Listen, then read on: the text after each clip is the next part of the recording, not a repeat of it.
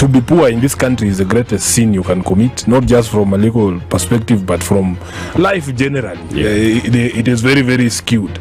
We've just heard on the floor of Parliament, just most recently, a leader within the ODM saying that Sisi ni ng'ombe is a baba. Yeah. Which means that you are willing to be milked dry. You cannot force me to believe. I'll give way. If it's land that I'm told to return to you, I will. Okay? Because the court has said so. But I'll continue saying, watu wamenirusha. That's all that I'm doing. The Situation Room, Kenya's biggest conversation. One of the things that are ailing our country is negative ethnicity. You find you as a state officer, instead of thinking as a Kenyan, you think like a tribal person. Let me tell you something. The biggest problem we have had in this country is a leadership deficit. There is nothing that you are going to do in the process of change if you are not a risk taker. So you really have to pursue your vision to a logical conclusion and even be ready to step on people's toes. When it comes to the economy, you can't run away with it. They say statistics are like bikinis. They reveal a lot, but they conceal the vitals. And so government people would throw statistics at you and tell you they're revealing a lot of information to you, but it's really concealing the real vitals.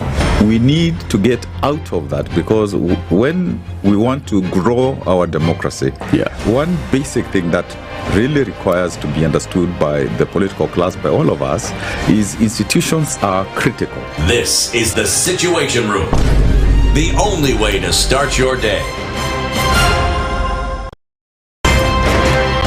If you go out of this country and come back the same person, then you have a problem. Buy land, 1 million. Put it there for 5 years. What's the purpose? It'll have increased in value. No, that's the thing. That's darkness. That's an eclipse. You don't do that. I hope you don't believe that a hustler is a poor person, or that all hustlers are poor. I've seen that conversation. Tell us, who is a hustler? Who's a hustler? Hustler is a person who is making a living through hard work. Corruption in Kenya is a political accusation. The people who are actually corrupt are not pointed fingers at. Kenya is not free. Kenya imeshikwa na mateka. It's under siege. Have you seen that lodge on Nyeri Road? Very high fence. You can't even windows sleep inside. Up near the ceiling. Yes. And if you walk there at midnight, you see bats the size of cows. And when it rains, it doesn't rain on that building. Yes. When you're at All Saints and it's raining, it doesn't rain on that building. The things people will believe. The Situation Room, Kenya's biggest conversation.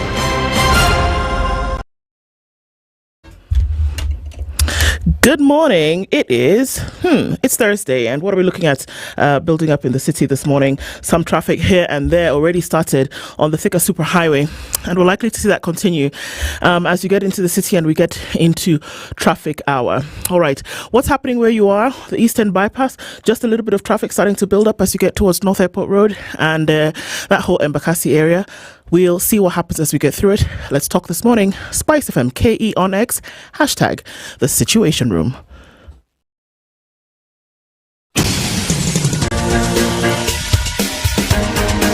This is The Situation Room, the home of hard-hitting political commentary and penetrating insights about the state of the nation. This is a talk radio experience like no other. The Situation Room, a place for hard truths, debates, and elevated conversations. The Situation Room, witty, political, engaging, deep, controversial. In the room, we have C.T. Muga, researcher, academic, seasoned political observer, a fountain of wisdom in these politically uncertain times. Ndu Oko, Nigerian by birth, Kenyan by choice, communications expert, Pan-Africanist, a truth seeker and believer in people power, and Eric Latif, agent provocateur, the man in the chair, seasoned journalist, news hound, a man who believes in punching up, not down. This is The Situation Room, the only way to start your day. 10 minutes after 6, and here we are on Thursday, 18th. Finally, it's 18th, and I can say 18th, and I'm actually speaking the truth. Good morning, and how are you doing today? It's yet another day in July. C.T. Muga, good morning. Good morning. How are you? I am very well, thank you. Good. Huh? Fantastic. Uko mzima kabisa? Yes. I am very well, thank you very much. You have what chipper today? Is the weather? It's warm. It is kind of warm and it's getting icky already. It's warm. So this warmth is good for me. Yes. Hey, another interesting thing. Okay, so we're starting off the show this morning. Karibuni sana. We can already see you guys trickling into the room. Many things to talk about today. Even as we go through, okay, so what's happening in the country? What are things? There just seems to be so many pieces of things happening at the same time. And we're here for it. Kenya's biggest conversation, starting it off this morning. How are you? Yes, Eric is away again today. Be back tomorrow. The conversation continues even as we look at different things that are happening around the country. And I'm going to tell you some of those conversations that we will be having today. Okay, if I can just get my fingers to move a little bit quicker, that would be fantastic. Tuck. All right. 7 o'clock conversation. We're going to be looking at all these many crazy things that are going on, right? Abductions. Yesterday, we saw another one. And they told us how it was a mistake because that was not the person that they meant to arrest or abduct. And that it was actually somebody else that they were looking for whose name just happened to be the same as this one. And the gentleman who was in question said, "Excuse me, they were trailing me from my house. They knew exactly who I was. They arrested me because that is who they meant to arrest. But I'm not going to be cowed. I'm going to continue doing my due diligence and using my pen to speak." So, abductions. We've also heard talks of tribalism still creeping its way through into all of these conversations when it comes to the Kenyan political and exactly what is going on. So, abductions, tribalism. When will Kenya actually be free from the shackles of all of this? And we'll be having that conversation at 7 o'clock with Kimani Gunjiri, who is a politician, and Noni Bell Mso, who is a communications consultant. And we'll have that conversation with them at 7 o'clock. At 8 o'clock, we'll be looking at diversity and inclusivity in governance. What does this all mean when we're saying that, look, you shouldn't just have one type of person when it comes to building the government. You shouldn't have one particular demographic, one particular tribe. Those are conversations that have come up. And in our partnership with Uraia, we'll be talking with Purity Jabor and Joyce Atieno about how governments and governance can be diverse and inclusive. And then at 9 o'clock, we'll talk about reconstituting the cabinet, the governance standard, with Jeremiah Karanja, who is the CEO of the Institute of Certified Secretaries. So which way Kenya is our conversation this morning in the Situation Room. And thank you already for being here. And as we're getting into it, good morning, everybody. And we'll have that conversation with you. We'll take a quick look at what's happening with the weather. And like I said, I can see you all trickling in and we'll say hello to you. Tell us where you're tuned in from and how you're joining the conversation today. And then we'll get into it proper. It's going to be a chilly Thursday. Let's see exactly what it looks like around the country and around the world.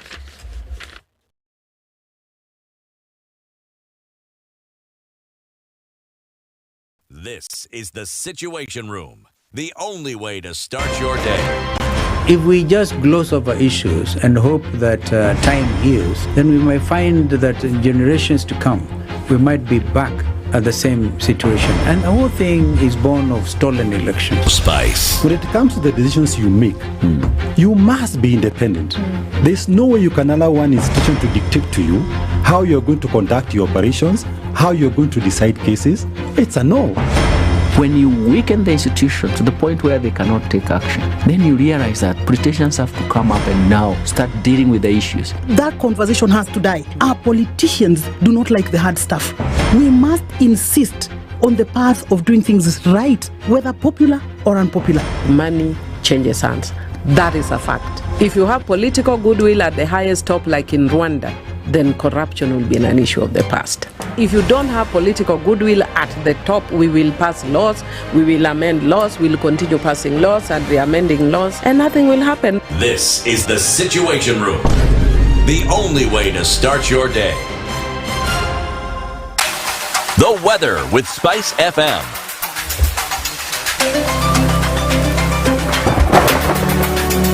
Cloudy conditions in Nairobi, 14 degrees. We'll see highs of 20 and lows of 12. 14 will be the low in a mostly cloudy Nakuru at 15, going to highs of 22. It's 14 and cloudy in Nyeri with highs of 18, and we'll see highs of 22 in a mostly cloudy Eldoret at 14. It's clear at 22 in Mombasa with highs of 29, and we'll see highs of 28 in a partly cloudy Malindi at 24. 21 and cloudy in Kisumu with highs of 28, while Kakamega at 17 is cloudy with highs of 27.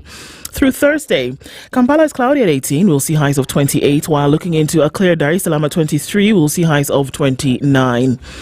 It's 12 degrees and clear, warming up ever so slightly in Johannesburg, going to highs of 22 and down to lows of 8, while Eldoret at 16 is cloudy with highs of 29. I beg your pardon, while Lagos is cloudy with highs of 29, we'll see lows of 25.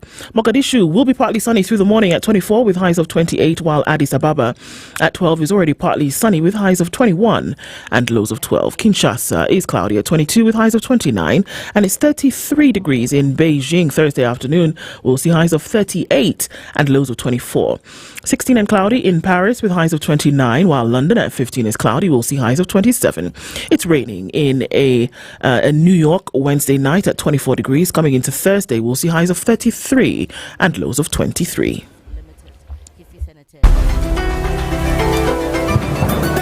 Mature, intelligent talk every morning. Spice up yourself.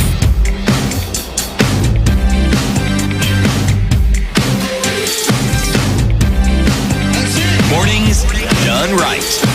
94.4 Spice FM, Nairobi. All right, so at 17 minutes after 6 o'clock, good morning, everybody. Hope you're all doing well.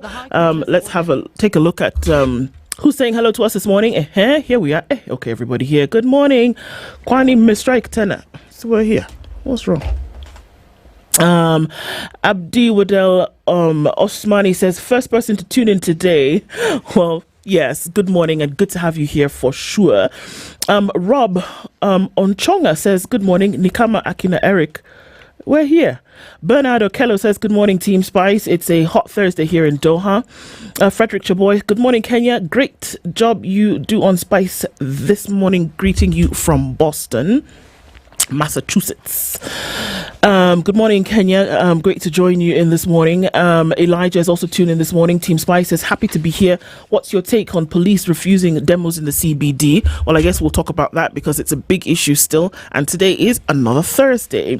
Jimmy Rekasa says, good morning. Good morning, all, says Evans and Tabo. Barry Juma says, good morning, team. Ndu, you made me laugh yesterday when you said you're shifting to plumbing. My dear, did you hear those numbers? Did you hear those numbers? That you can walk around with a monkey wrench and do things in people's houses, maybe to do 2 jobs a day, and at the end of the month, ka-ching ching, 700,000. Because I studied plumbing. City, don't you see like it can work? Plumbing is good. Can't you see me in overalls and with a monkey wrench doing the business? Is even better. Can you see? It's very possible. Don't ever lock out anything in terms of possibility. Okay, Martin Munyemi is in this morning. Hello, guys. We must not encourage leaderlessness. It's a recipe for chaos, says Joe Mungai. Okay. Good morning, 1K. Esfan Gikonyo says, hey, CT, what did the sun tell the bat today? I guess we'll find out. Leo says, good morning, Princess Ndu. Yes, good morning. Oliskia Wapi. Okay. Deno Mwanza says good morning. Brian Oginga is also tuned in this morning. Aima Samolo says good morning, as well as Lake and Rocks. Tibbs Muge, we see you. Thanks for the hard work as always. Tibbs, thank you always for being here every morning. It's really great to see that you guys are clocking in and joining us as we have this conversation. I have to say today that we actually never ever take it for granted, and we do Kenya's biggest conversation, but it's good to have you here with us every morning. I just had to take a minute to say that.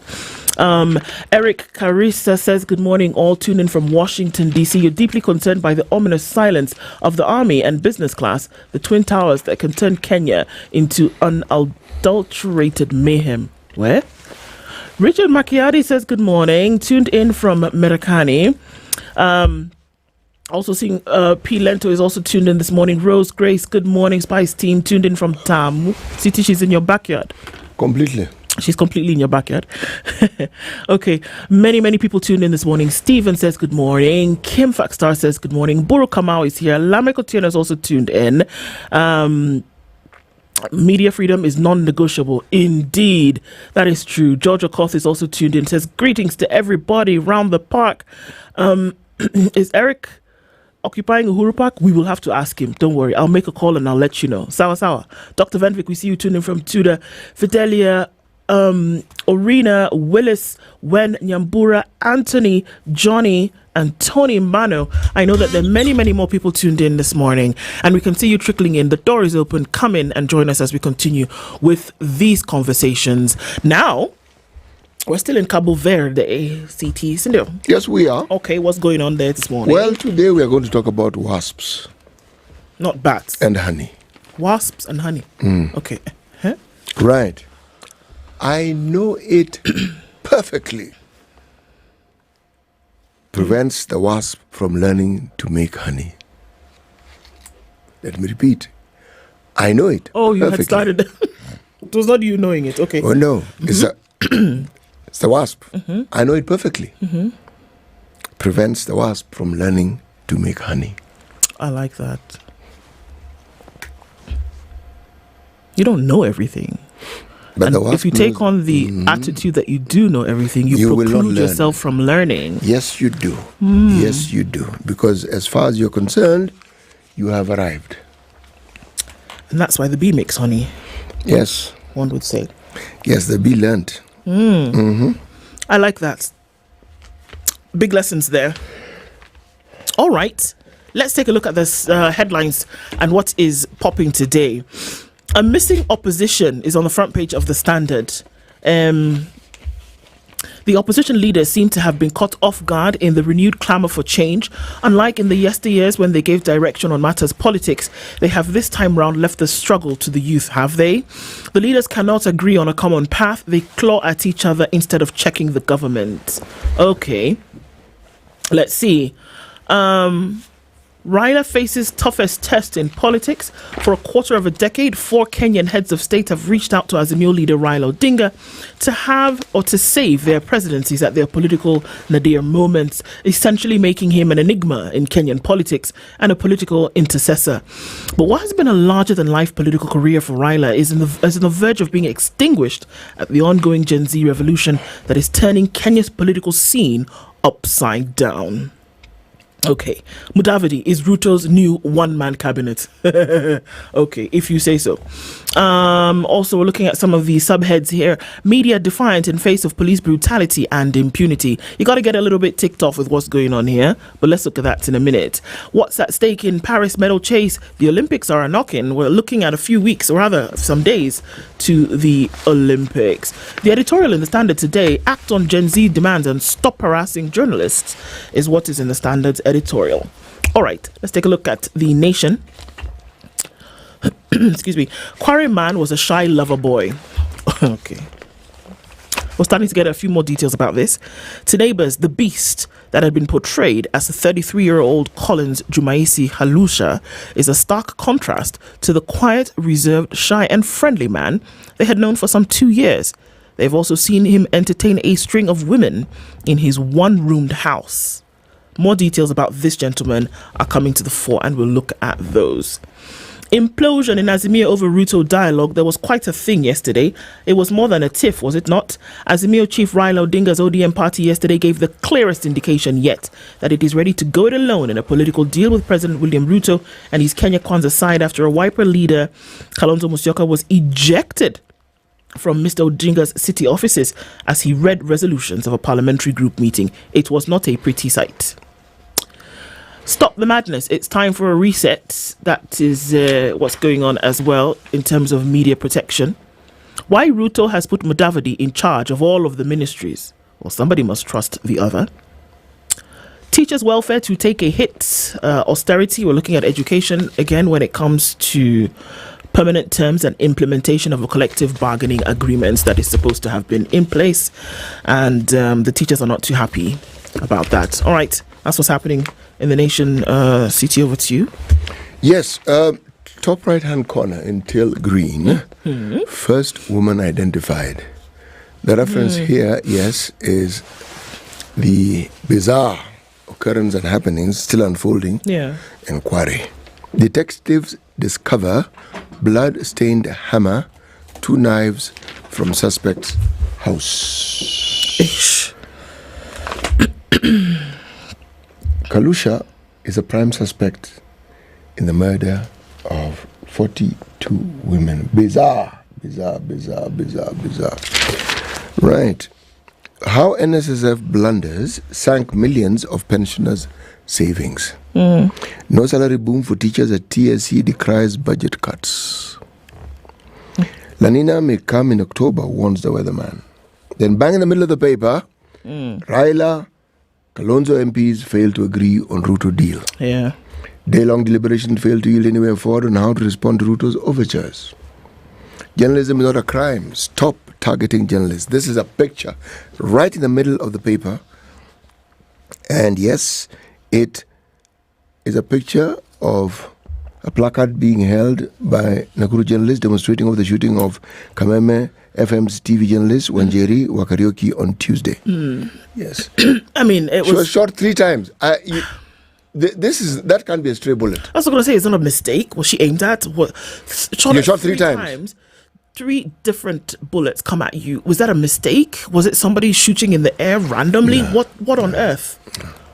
What danger did she pose that All you these essentially people had to who want to are take armed, out? remember, the government has a monopoly on violence. Okay? And they also have a monopoly on ammunition. And the people who bear arms are trained to use them. They know how to use them.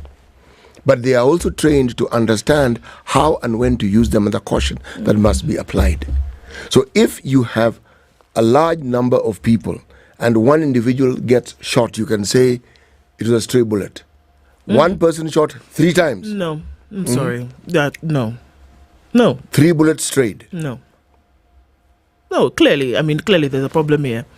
And reining in on this kind of, and this is one of the calls here, that you cannot continue to have this thing. Are they criminals? They're not. The people who are on the street, are they protesting? Yes, they are. Can they do so peacefully? Absolutely. But now here you get somebody who is actually covering the happenings in terms of media, and then let me tell you, if you wanted to understand just how slow change occurs, this is it.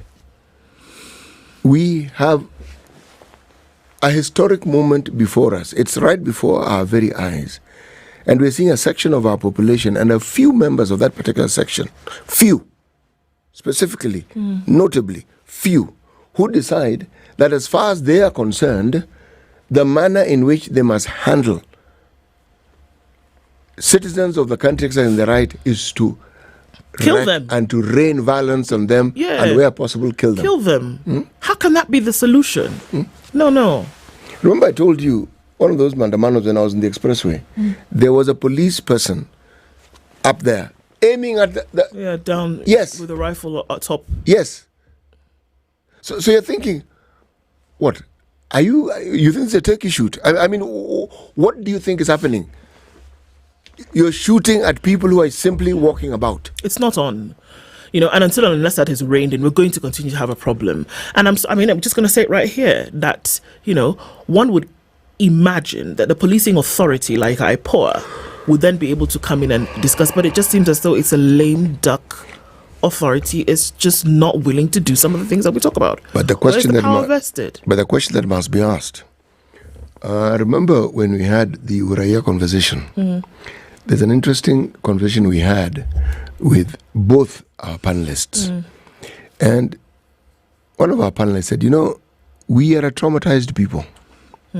If we, the citizens, are traumatized, how much more do you think the police are traumatized? Because this level of wanton excesses of violence, that the mindset that is willing to wreak that amount of violence is a mindset that has been traumatized. And this is something that has to be addressed. And then you should not be putting traumatized individuals in the street with weapons. But that's a recipe for disaster. What do you think is going to happen? Now that you mention it, why must they have weapons? Honestly, why must they have weapons? Those are questions to be asked, I think. And they need to be asked. What are the weapons for? To keep the peace against criminals, but in this case, they're no criminals. And they know who the criminals are. They know who. Look, we talked about the fact that, look, this quarry story, for example, and if the same police service was able to round up all of this information in a very short period of time, right, number one, and then we're saying that the same police are not able to identify in a crowd who the criminal elements are that have come to essentially, destabilize a peaceful movement or a peaceful process. You can't tell me that in one case they're very sure who a criminal is, and then on the other hand they don't know that in a crowd of people that they're looters and criminals and they cannot identify them and take. You cannot tell me that it's the same people that are not able to identify in one place, but they can identify in less than 24 hours somebody who allegedly killed 42 women. The DCI, for crying out loud. The DCI have demonstrated that proverbially they can find a needle in a haystack. But then now you cannot find a log in a haystack in the middle of the street. What log? Camel. Come on. And you can't find it and you can't see it. And it's staring at you. It's spitting in your face. And you're saying you can't find it. You can't find it. So that you had to randomly shoot one person 3 times and that's who you thought was a criminal. Give me a break, man. And on that note, let's take a break and look at traffic, see what's happening on the roads, and then we'll come back and look at some of these stories more in depth. There's a lot to look at this morning and a lot that's popping. Opposition, people who are fighting, throwing chairs at each other. Others were ejected, and injected. We'll come back after this.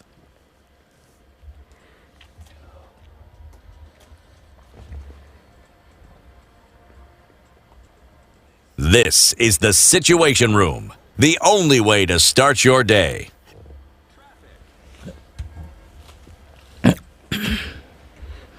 All right, it's starting to look slightly busy as you're coming off of the Thika Superhighway, but we're not looking at anything crazy, actually. As you come then towards the Allsops Junction, the most of it that we're seeing right now is folks trying to get through the Pangani Tunnel, and that's about the size of it. As you're coming out of Westlands, some traffic, then going towards the Westlands roundabout, or what was the roundabout? You know what I mean. On Langata Road, it looks fine as you're going towards the Nyeri Stadium roundabout, and then onto Huru Highway when you're getting into the city. I don't think we're going to see anything too crazy, at least not for now. All right, so what else can we see? That is Easy Street, really, going through the whole city, and as you're coming in outbound, it looks fine. Your bypasses also, have opened up well, and maybe it's still early, but let's see what happens as we get and closer to traffic hour. Tell us what you might see, what might be going amiss, or if you find a good route. SpiceFM KE on X, hashtag the Situation Room. Mature, intelligent talk every morning. Spice up yourself.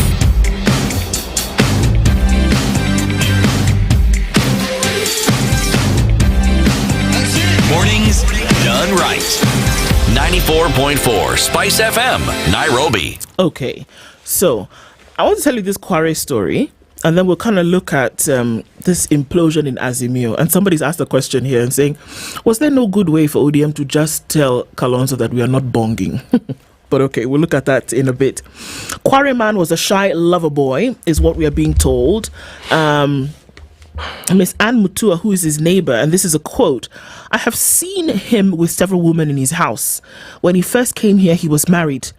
But after a while, we heard that the wife had run away." Okay, so this is on page 6 and 7 of The Nation, and I think more are being collected here. It seems that they're stuck on this gentleman as the one who committed these 42 murders and threw the bodies, of which now, as of yesterday, 11 had been had been collected, and 1 has been identified. The small steel gate with faded blue paint leads into the makeshift 3-story building. Only the ground floor is complete, although the plastered walls are without a coat of paint. There are 4 single-room units on the ground floor. Above the ground floor, above the ground floor slab are temporary rooms constructed with corrugated iron sheets and wood that go up 2 floors. So this is the makeshift block. This makeshift block is the last towards the deep pit left uncovered after quarrying, hence the apt name of the area in Kware in Mukuru Kwanjenga slums in Nairobi's Eastlands. To get to it, there are rows of iron sheet rooms. One of the single rooms at the far end of the ground floor is where Collins Jumaisi Halusha, the suspected serial killer, lived for the past 2 years, according to neighbors.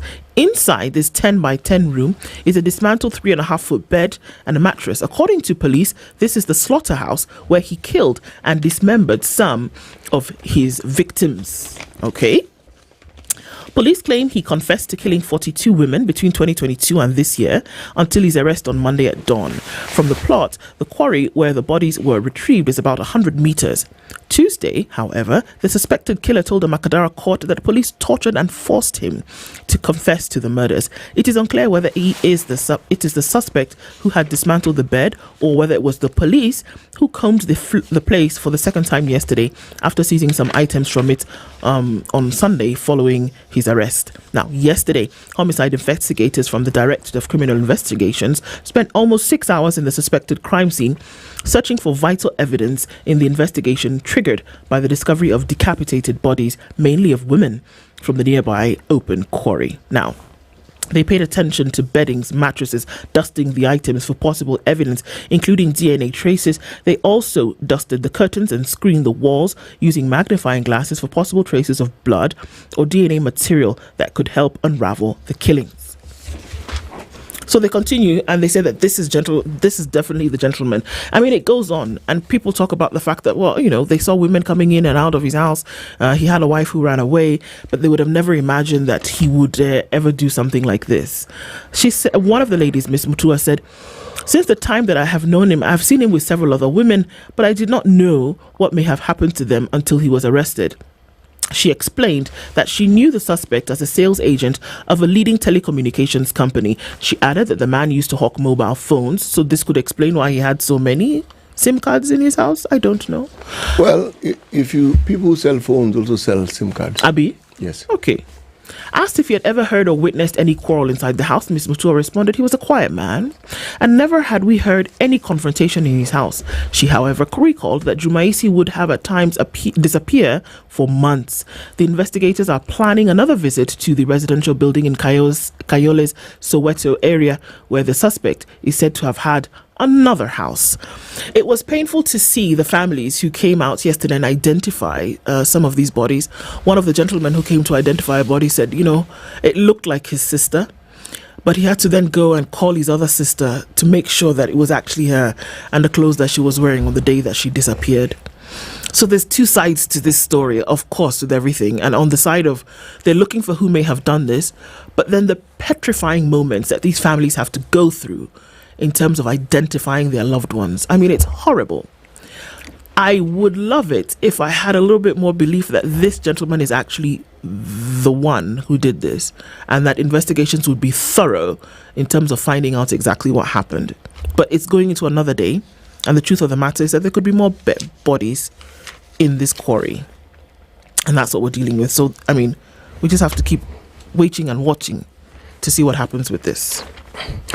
This, you know, the thing about these things, you can think you have done your best.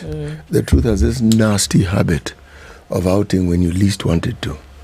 So, as you say correctly, it is simply a question of time. It's a matter of time. The truth will come out. It will. I just hope it doesn't leave people with egg on their face who've been saying something else right now. You know, sometimes when you have such bizarre cases, the outcomes may even be more bizarre.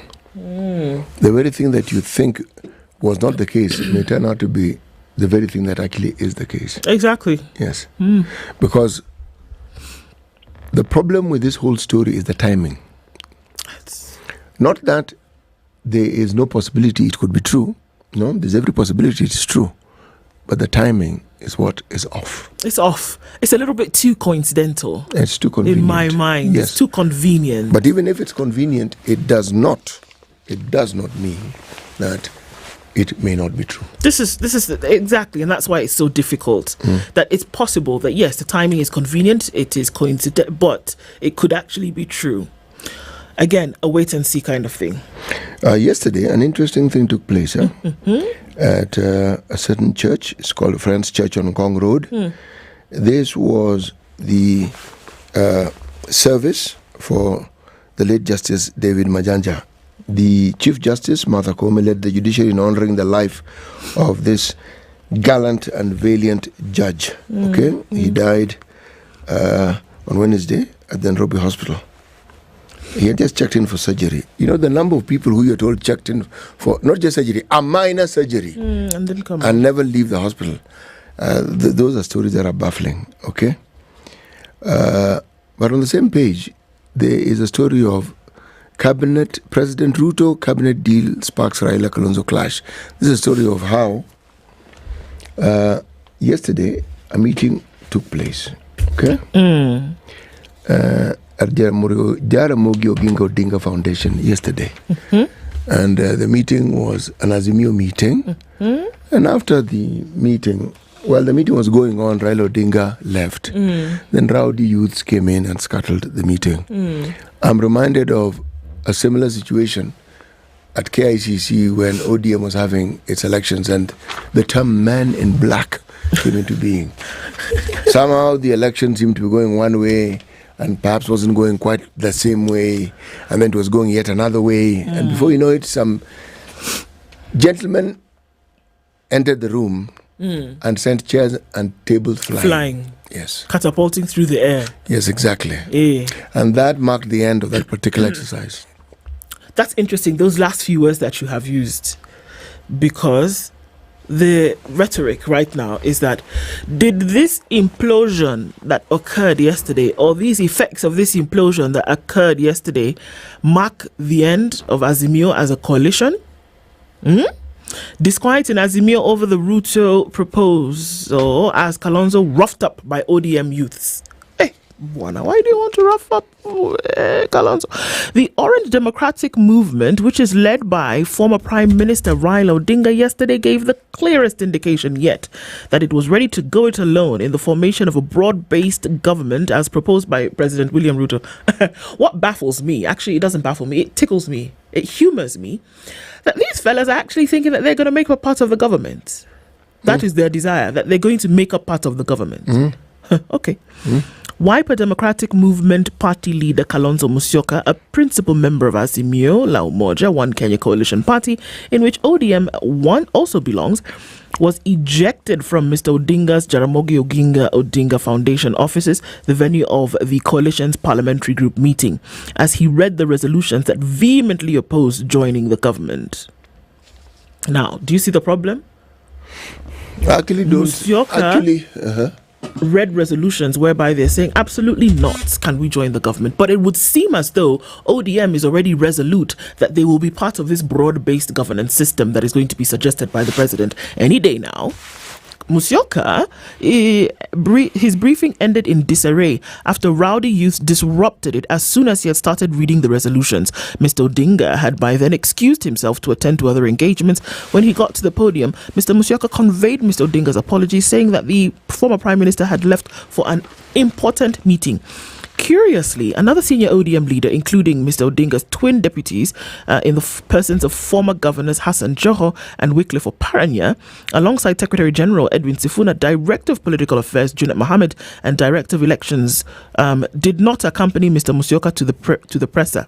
The Wiper boss was flanked by the Party of National Unity leader Peter Munya, former Cabinet Secretary Raphael Tuju, Kitui Senator Ina Kwambua, among other leaders. No sooner Gafla bin Vu had the Wiper leader started reading the statement on the PG resolutions than dozens of youth who had been milling around the venue stormed the tents and ejected him together with other leaders. Goof. The statement, when he had started reading, declared with finality that the coalition will not be part of the proposed broad-based or any other government with the Kenya Kwanza coalition. As he said that, as those words came out of his mouth, he was basically removed. And then chaos ensued thereafter. Yes, this one is going to play out. But what is certain is that Azimio seems set for a split. Yes, no.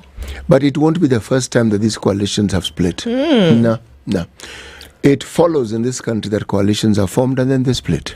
We've seen it over and over and over. These are the fissures here that will lead to the tear. And then the tear will be a complete discombobulation of the whole thing, as far as I'm concerned. Someone who is seeing this for the first time may think it's a terrible thing. It is not. Because everyone who you see right now as a political figure, and maybe a senior political figure, even the people they seem to be in opposition to, they have been at one point or the other working in tandem and in the same boat.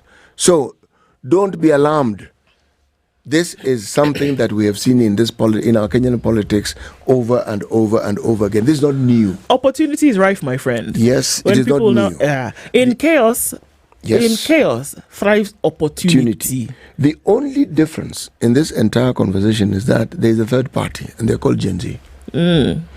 But let me just say this: political parties also have Gen Zs allied to them.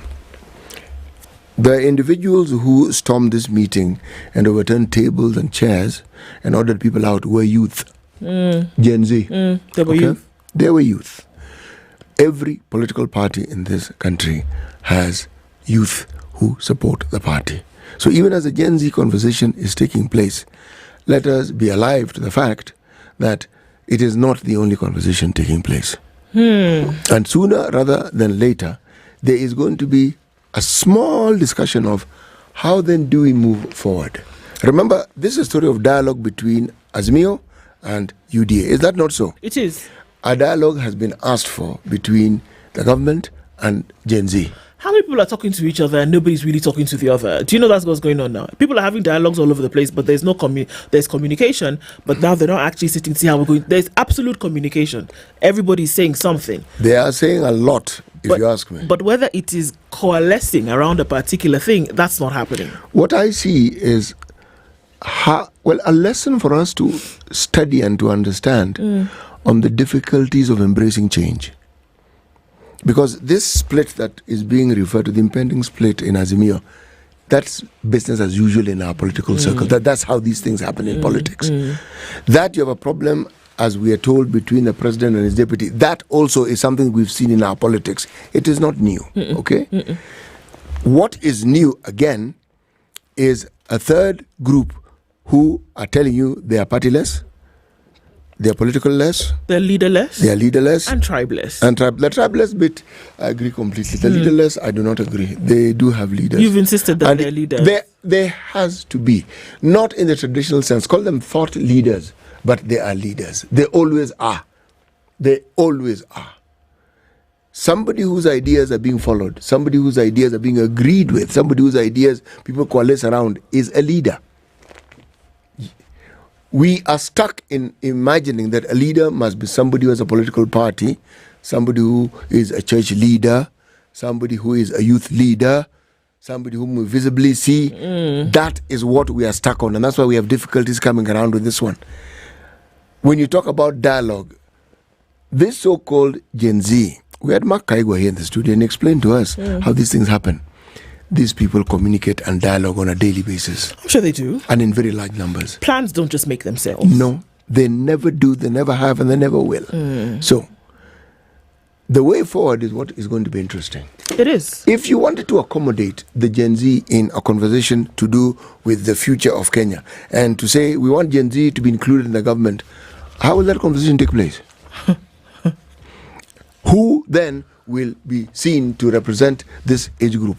And yet they are leaderless. But here we are at the point whereby the ask is that certain things be done, and we've seen that some of those things have happened, whether they're done with the purest of intentions, that's a totally different kettle of fish, but that they're being done. That the finance bill, there was a decline to assent to it, out.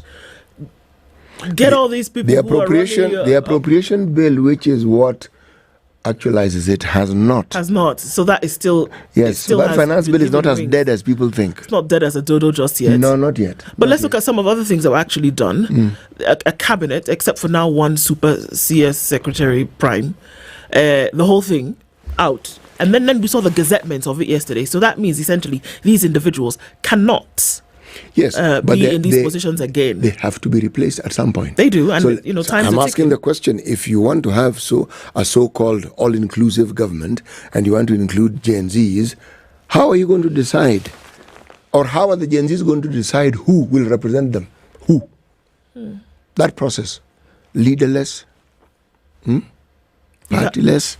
You're saying somebody has to be there who's going to represent. Well, unless they're going to say they do not wish to be represented, or they are going to find a completely new way of representation. The first way of representation is when they're saying that certain things have to be done.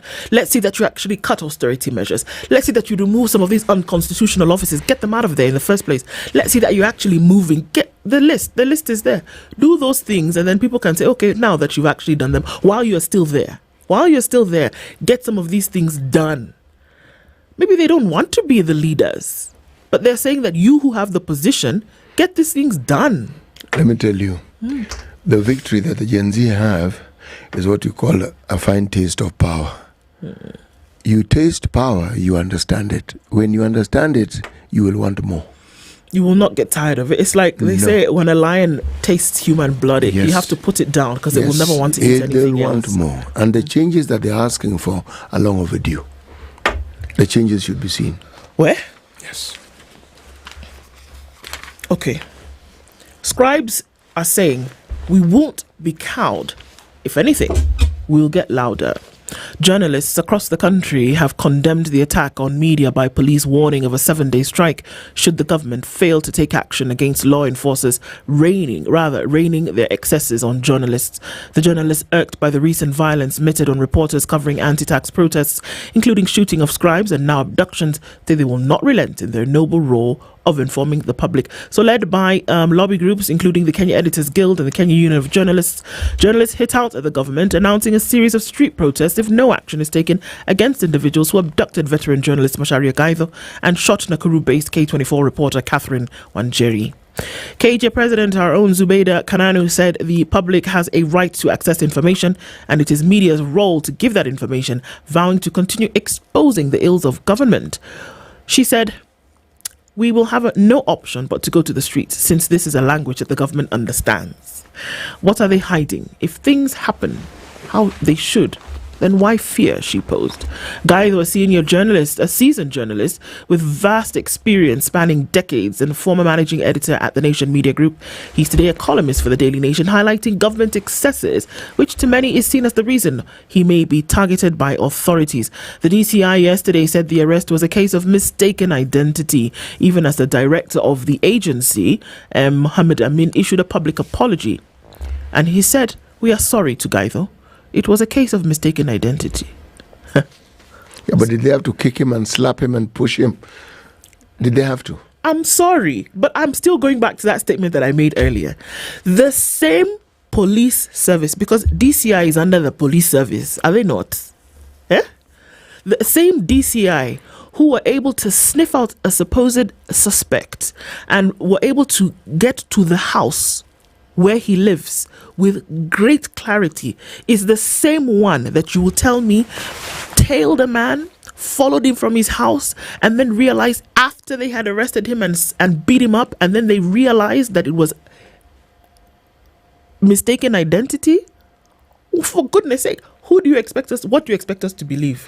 Actually, same service. Let me ask you. Come on, man. Macharia Gaitho is someone who has been known for decades. He's been a media personality for decades. Not a year, decades. You're going to know what he looks like. And the truth is this. Members of the police service know exactly who we all are. They know where we live. They know about us who are in the media. If this was a newbie who had just joined the media, then maybe you'd say, okay, I don't know. This individual. Yeah. That's not. So now, do you see how you throw doubt on anything? What the police service seems to be saying is that there are factions within it. There are people who seem to be taking orders from some other individuals other than the head of DCI. And if that is the case, then all these officers who seem to be doing what they like when they like, then should they not be brought to book? Should the police not identify members of their own group and say, these individuals are the ones who are perpetrating this problem? Because if that identification and segregation doesn't take place, then we will assume it is the entire police service. No, I'm sorry, you cannot tell me that. Look, CT, today is Thursday. Just 72 hours earlier, DCI paraded a gentleman and took him to court, and they brought out mobile phones and SIM cards and identity cards, and they knew who he had. They had triangulated his calls in a very short period of time, and they knew exactly who he was. The same DCI, because I don't care if it is Inspector who or Inspector who, it is the DCI. The same DCI now is saying that we mistook Macharia Gaitho and we were looking for Francis Gaitho. Actually, Macharia is called Francis, by the way. They know what he looks like. Yes, they do. They know who he is. You can't tell me it's the same you can't tell me it's the same DCI that is now telling you something totally different just a few days later. Whom are we meant to Let me believe? ask the question again. Do all DCI officers take instructions from the same boss? Well, one would imagine.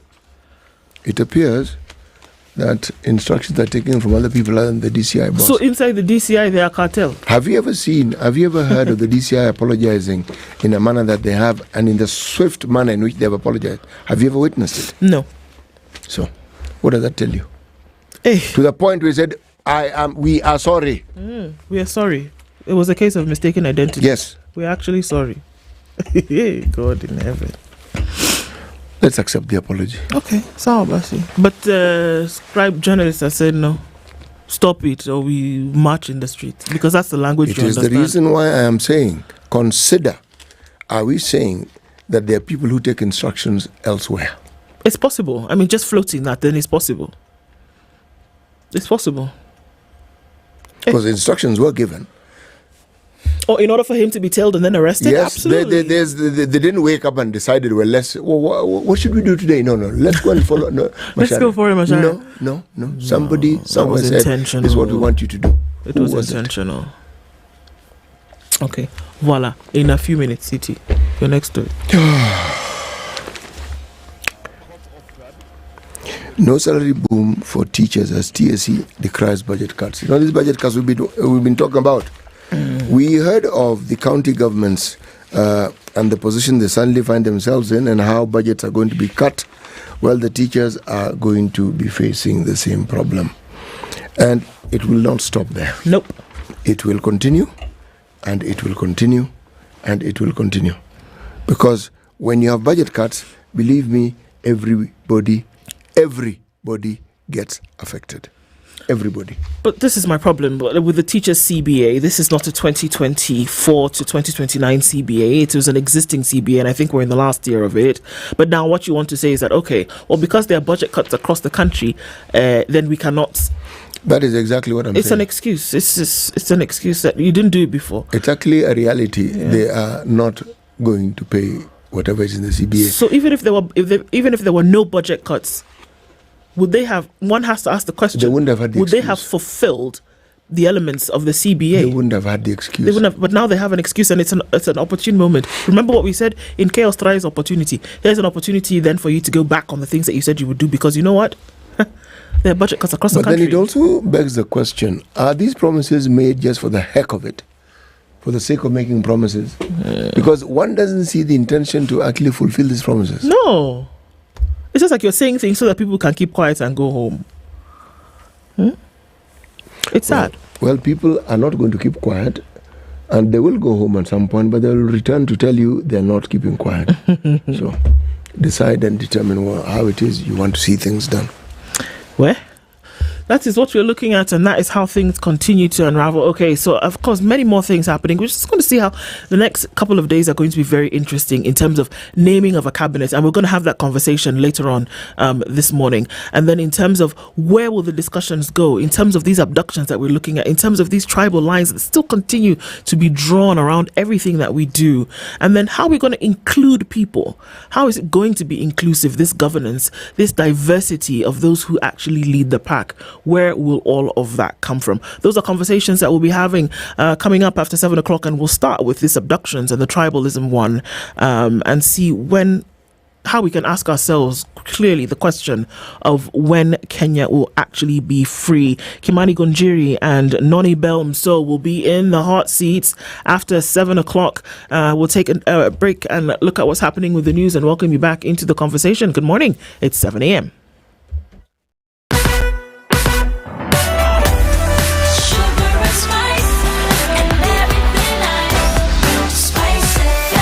Spice up your life.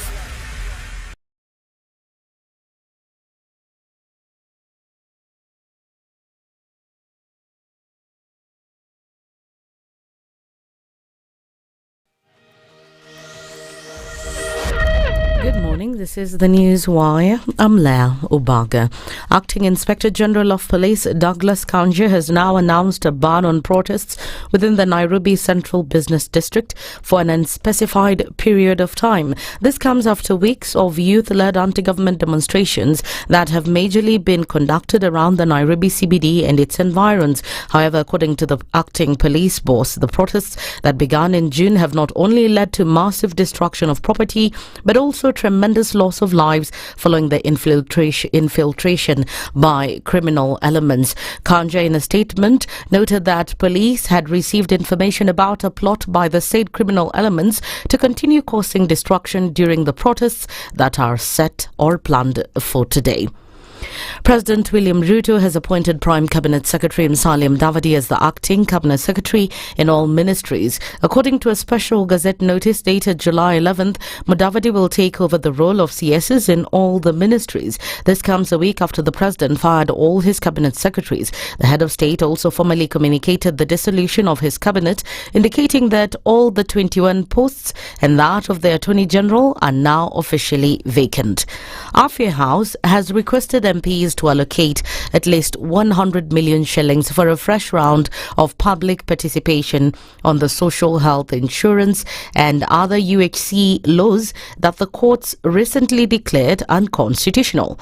Medical Services PS Hari Kimtai wants the National Assembly Health Committee to consider the allocation in the fast supplementary estimates currently before MPs. He told a sitting of the committee at Parliament Buildings that the 100 million shillings would enable the department to conduct public and stakeholder sensitization as directed by the courts recently. The High Court nullified the Social Health Insurance Act of 2023, which had replaced the National Health Insurance Fund on grounds of insufficient public participation.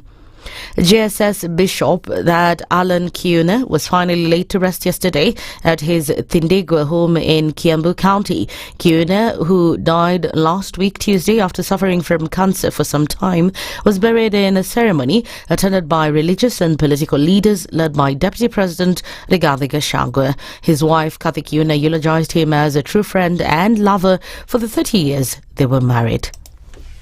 Not only was Bishop my husband, he was my best friend. And for me, he wasn't just a friend, he was a confidant. And for 30 years, we are 5 months short of 30 years. For 30 years, more life with him than I have been alone. For 30 years, we've spent together, loving each other. And he loved me loudly. He loved me openly. And I loved him. He was the love of my life. Gachagua, on his part, described the bishop as a humble man who loved the truth. The history of this bishop is one of simplicity. From the slums of Kariobangi to the international stage, all the way to America. And the fact that you are simple does not mean you shall not be great. There will be greatness based on simplicity. Bishop Mark Kariuki quoted from the scriptures that you shall know the truth, and the truth shall set you free. Teachers are in for a rude shock after the Teacher Service Commission said it will not be in a position to implement the much-anticipated pay hike in the face of the 10 billion shillings budget cut. TSC Chief Executive Nancy Macharia told MPs that the teachers will also be operating without a medical cover from December as the reality of budget adjustments sets in. She also said that the 46,000 intern teachers will have to wait longer to join the government payroll in new changes the Commission has employed to respond to the budget trims. This event comes as the second phase of the 2021-2025 amended CBA was to be implemented by the end of this month. That's the News Wire. I'm Leah Ubaga.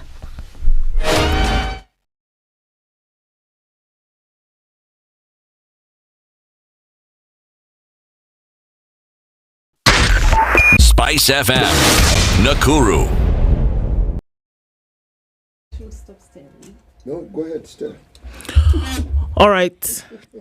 Taking a look at what's happening in the CBD this morning. As you get into town, we're not seeing too much traffic. It's starting to build on the thicker superhighway, albeit late. We're not going to see too much of that, and even not at this point.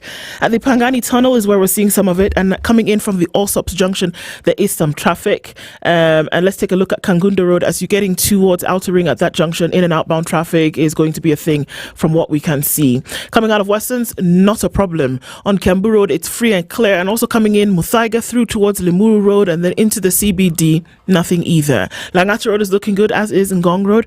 We're going to keep an eye on things. We're getting into traffic hour in about half an hour or so. Let's see what happens then. In the meantime, talk to us. SpiceFM KE on X, hashtag The Situation Room.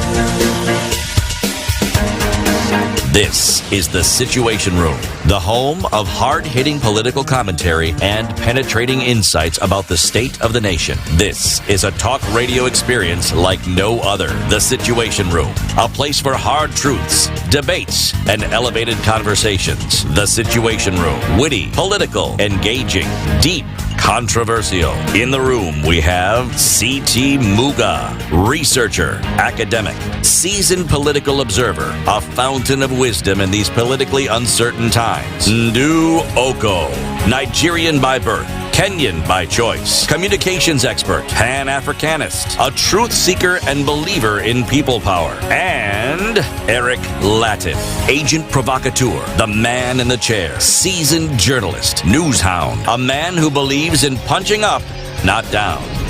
This is The Situation Room, the only way to start your day. Indeed, it is at 6 minutes after 7 o'clock on this 18th day of July, getting into the second hour of Kenya's biggest conversation, The Situation Room.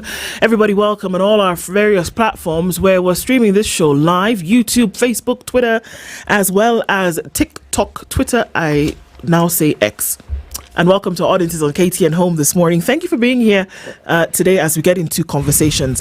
This hour, we're going to look at a number of things, from abductions to the talks of where tribal lines continue to be drawn within Kenya's political landscape, and asking the question, where then freedom, and how can we ring that bell? Two guests will join us today. One of them is already here. And even as we get into that conversation, Noni Bell Mso is a communications consultant, and she's here with us this morning. And as we wait also for Kimani Gonjiri, who is a politician, and we have those conversations today. Noni, good morning. Good morning. How are you? I'm great. Karibu sana. It's awesome to be here. Welcome to Kenya's biggest conversation. Mm-hmm. That is the hot seat of the Situation Room. Absolutely. I'm always part of it, albeit remotely. Mm-hmm. So I am so glad to be here in person. Great to have you here. Mm-hmm. I don't know whether that 1 hour is going to be enough, but let's make do with what we'll have. Let's see what magic we can do with 1 hour. Absolutely. Isn't it? Yes. So as you're here, the cup of tea that we welcome you with is a proverb. This week, proverbs are coming from the island nation of Cabo Verde, and CT will do the honors. And then you tell us what you think of the proverb and how you would interpret it. All right. Sounds good? All right. All right. I know it perfectly. Prevents the wasp from learning to make honey. I know it perfectly. Prevents the wasp from learning to make honey. What do you think of that, Noni?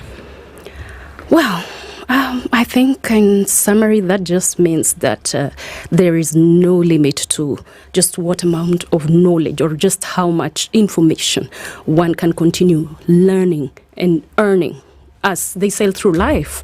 You never become an know-it-all in anything. Well, we are not born knowing anything, and we keep growing. We keep adding to ourselves. We keep adding to our essence, growing, inputting into ourselves. But when you have that attitude that I am it, whether in family, in politics, in business, if you feel I am it, that's a barrier you've put for yourself. That's what I feel about that proverb. So I think even as an individual, I've picked something. Maybe I woke up today and I'm feeling, okay, you know what? I know how this day is going to go. I know what plans I have, but I never know what I'm going to come out of here. City is a person I've probably maybe idolized for the longest time. So I don't know. For some reason, that has hit home. I'm here to absorb. I'm not here to give. So if we do that as a nation, as a people, even as humanity, as a species, yes, indeed, we are going to go leaps and bounds. Well, there you go. Very well said. Very well said. Okay. Very well said. Well, even as we get into all of these conversations, Noni, and even as we we'll wait on our second guest, but the conversations go on, and we're seeing a number of things happening in the country at the moment. And even as late as yesterday, and likelihood of what we will probably see in the future, if habit is anything, abductions continue in this political landscape. Talks along tribal lines and who should head what section of the country and who should deliver what in terms of affiliation. Those talks continue to happen, and it is clear that Kenya is still shackled by the older way of doing things, as well as tribal lines which continue to wrap themselves around Kenya's people. I want to understand what your take is about what is currently going on, and how then we can start to untie those lines for Kenya to actually go towards freedom. I really appreciate that line of conversation, because I guess when I was preparing mentally for this show, I was maybe deeply engrossed in the demo business. But when I saw that line of discussion, I was like, wow, somebody is seeing in between the ash and the smoke and the tear gas. Somebody is spotting something that we probably are not even concentrating on. The tribalism aspect of all this chaos. If we look at the belligerents at war, because we basically, as lay people and as people who probably are going to be affected by the situations happening in the country, we look at the players as belligerents. There's a lot of tribal connotations and, undertones and undercurrents going on. But there's something you've talked about. Who in which tribe should get what? One of the leaders very recently said something about that. Unfortunately, it's somebody from my community. I am embarrassed at this moment. Like, in the 21st century of information, communication, and technology, we are still there looking at what is my dialect, like where is my origin, and how does that have to do with anything? It is not... Does it add to my merit? I think that's silly. Sorry to say that. I hope I'm not offensive. That is not a line of conversation we should be taking in the 21st century. Let's start there. So I would want to shun all manner of tribalism. And by tribalism, I mean this. Looking at ethnicity as a point of engaging negatively. Forget the other aspect of tribalism, that we are from different ethnic groups. Our diversity is our strength. I think if there's something I enjoy about the beauty of this country, is that we are a whole 40-something going 50 tribes. So it is very hard to actually, get to situations where there are two tribes that are hitting at each other, because we are so many. So it's an advantage, don't you think? But when somebody now stands out and set themselves aside that we are from this tribe, so we should get these positions, or you are from this tribe, you should not get this position, that is the reason we're in problems in the first place. Because forget Gen Z, forget the finance bill, and forget all those other things that we are being given as the bullet points for the chaos. Deep down, the undercurrents all go down to that aspect that people feel that a certain tribe is not deserving and another one is deserving. I think that is absurd. It is wrong. It is archaic. Where does it come from? Because it seems to be something that never actually ceases from the conversation, whether we're talking about politics, whether we're talking about, appointments in government positions or corporate positions. The undercurrents run hard and heavy. Where does it come from? Where does it stem from? And why can't it just be let go of? We are the ones who sow those seeds of discord. It is us. It comes from our parents. It goes to us. Now we are giving it to our children. Fortunately, our children seem to be somewhat negating from that kind of narrative. And I feel if we were to take, there's something, I was watching a certain preacher, he's called Bishop JJ recently, there's something he posted, and he said, and he was talking to us, the millennials, and he was telling us, I am a millennial, by the way, I'm that age group of people who grew up with Maziwa ya Nyayo. And he was telling us, you people, you are the last to be sowing these seeds of discord because we've intermarried. My children are mixed tribe, for example. Well, a lot of us have intermarried. A lot of us have grown out of that, tiny cocoon of tribalism by virtue of, exposure, traveling, being forced by circumstance to, intermingle with other people. And then you realize at the end of it all, we're all human. The humanity aspect of it is what is keeping us in a point where we are reasoning. But do not forget that seed of tribalism was so inculcated in us. We were indoctrinated like there's no tomorrow. Growing up, I was a Kikuyu growing up in Cumberland. And my classmates would come close to me and they would drop a piece of glass.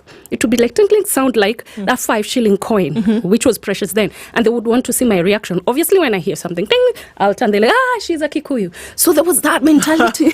Because they drop the coin? Okay. Yes, a Kikuyu will always respond to a coin. And I used to feel so traumatized. So I grew defensive. By the time I landed in Nairobi and there are Kikuyus everywhere, and I wasn't even very fluent in Kikuyu at that time. I was actually fluent in Kamba more than I was in Kikuyu. So I felt now the Kikuyus are sidelining me. We uko na Kaukamba. Look at me. I am just caught in between because the Kikuyus don't feel I'm Kikuyu enough and the Kambas don't feel me. So I'm just there caught in between. So when I ended up mixing my kids, I was like, I didn't realize I just landed into it. But for some reason, it was beneficial to me and to them because they're never going to lean on one aspect. So to answer your question, it is us who are planting that seed of discord, of tribalism. Instead of embracing our diversity as a strength, we are looking at it as points of belligerence. It is something that should be shunned in the 21st century. I insist. We are the intelligent species. Why do you think people gravitate towards communal, tribal, ethnic cocoons? It is because of the warmth they provide. I feel so. There is always the herd mentality. There is always some kind of perceived security. Imagined security, in fact. But is it really imagined fully? It is. Because at the end of the day, when shit hits the fan, you roll by yourself. Your community is not going to rescue you. If I look at just the concept of a chama and how it has permeated our society, where people have found a commonality and have come together to work together. And then I look at the urban as well as the rural setting. If you look at what we call the chama in town, and you go to a rural setting, where a lot of groupings, because the ethnicity in rural settings, it's one ethnicity, depending on the rural setting you're in.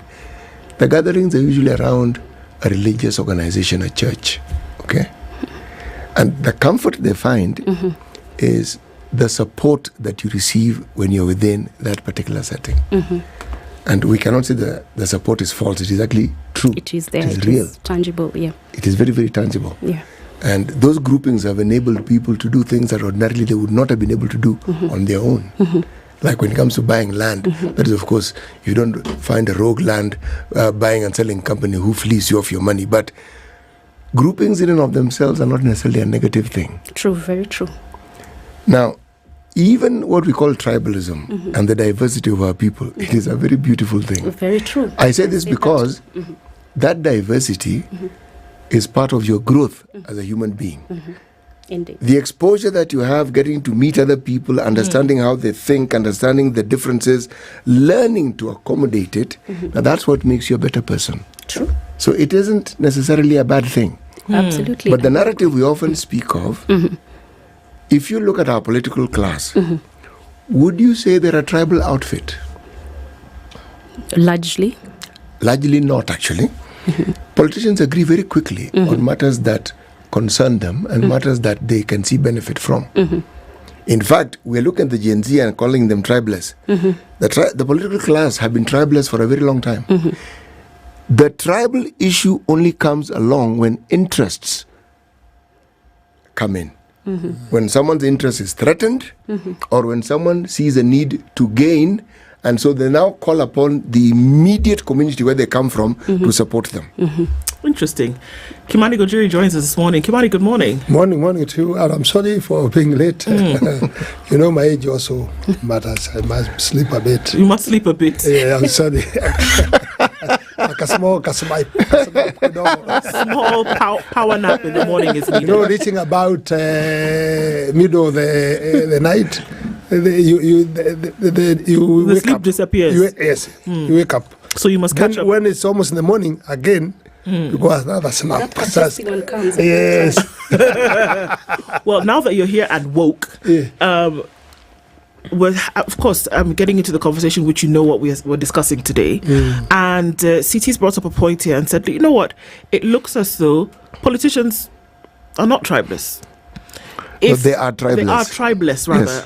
or they're not tribal in their No, they're not tribal. Not really. Would you agree with that? And if that's the case, why do we continue to have these conversations around who is going to bring in the vote, or who is going to bring in, or who's going to lead, or where do the interests of a particular area, tribe of the country then play out in today's politics? Well, you know, I agree with my brother here. You know,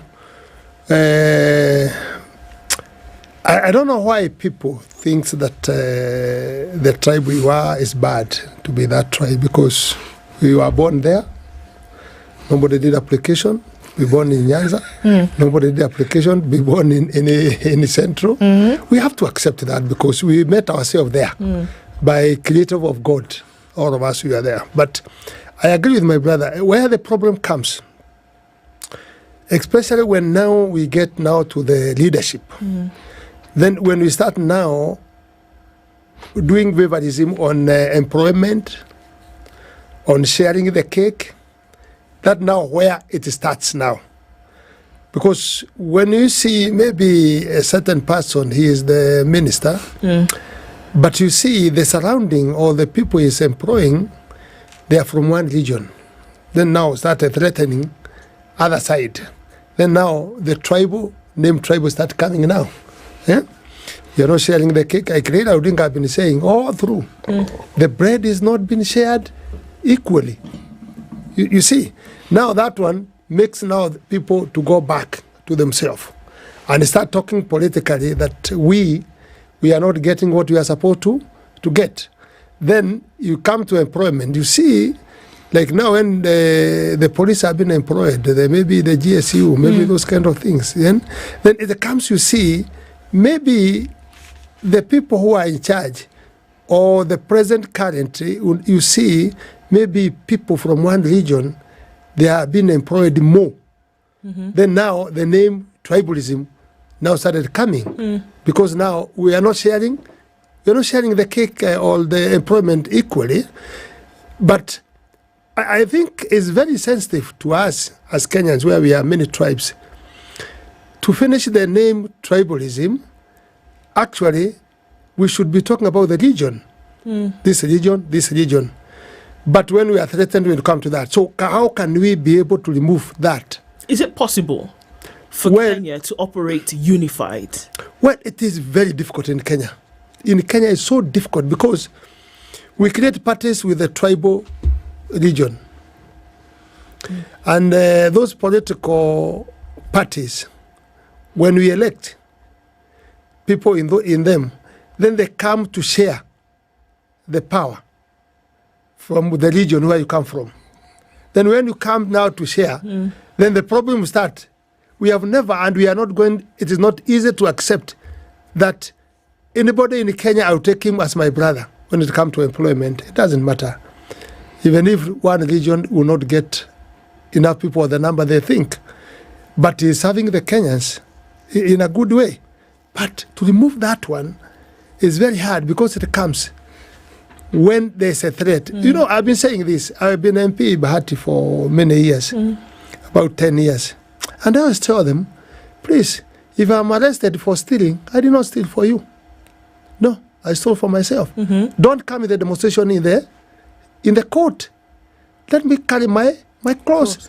But if something comes on, we are not sharing equally, we can demonstrate and say, We are not sharing equally. But you see, the top cream of our leaders here, somebody steals, and everybody have known he have stolen. Political leader comes, even hiring helicopter to go and bail you out, carrying money with a bag to come and bail you out.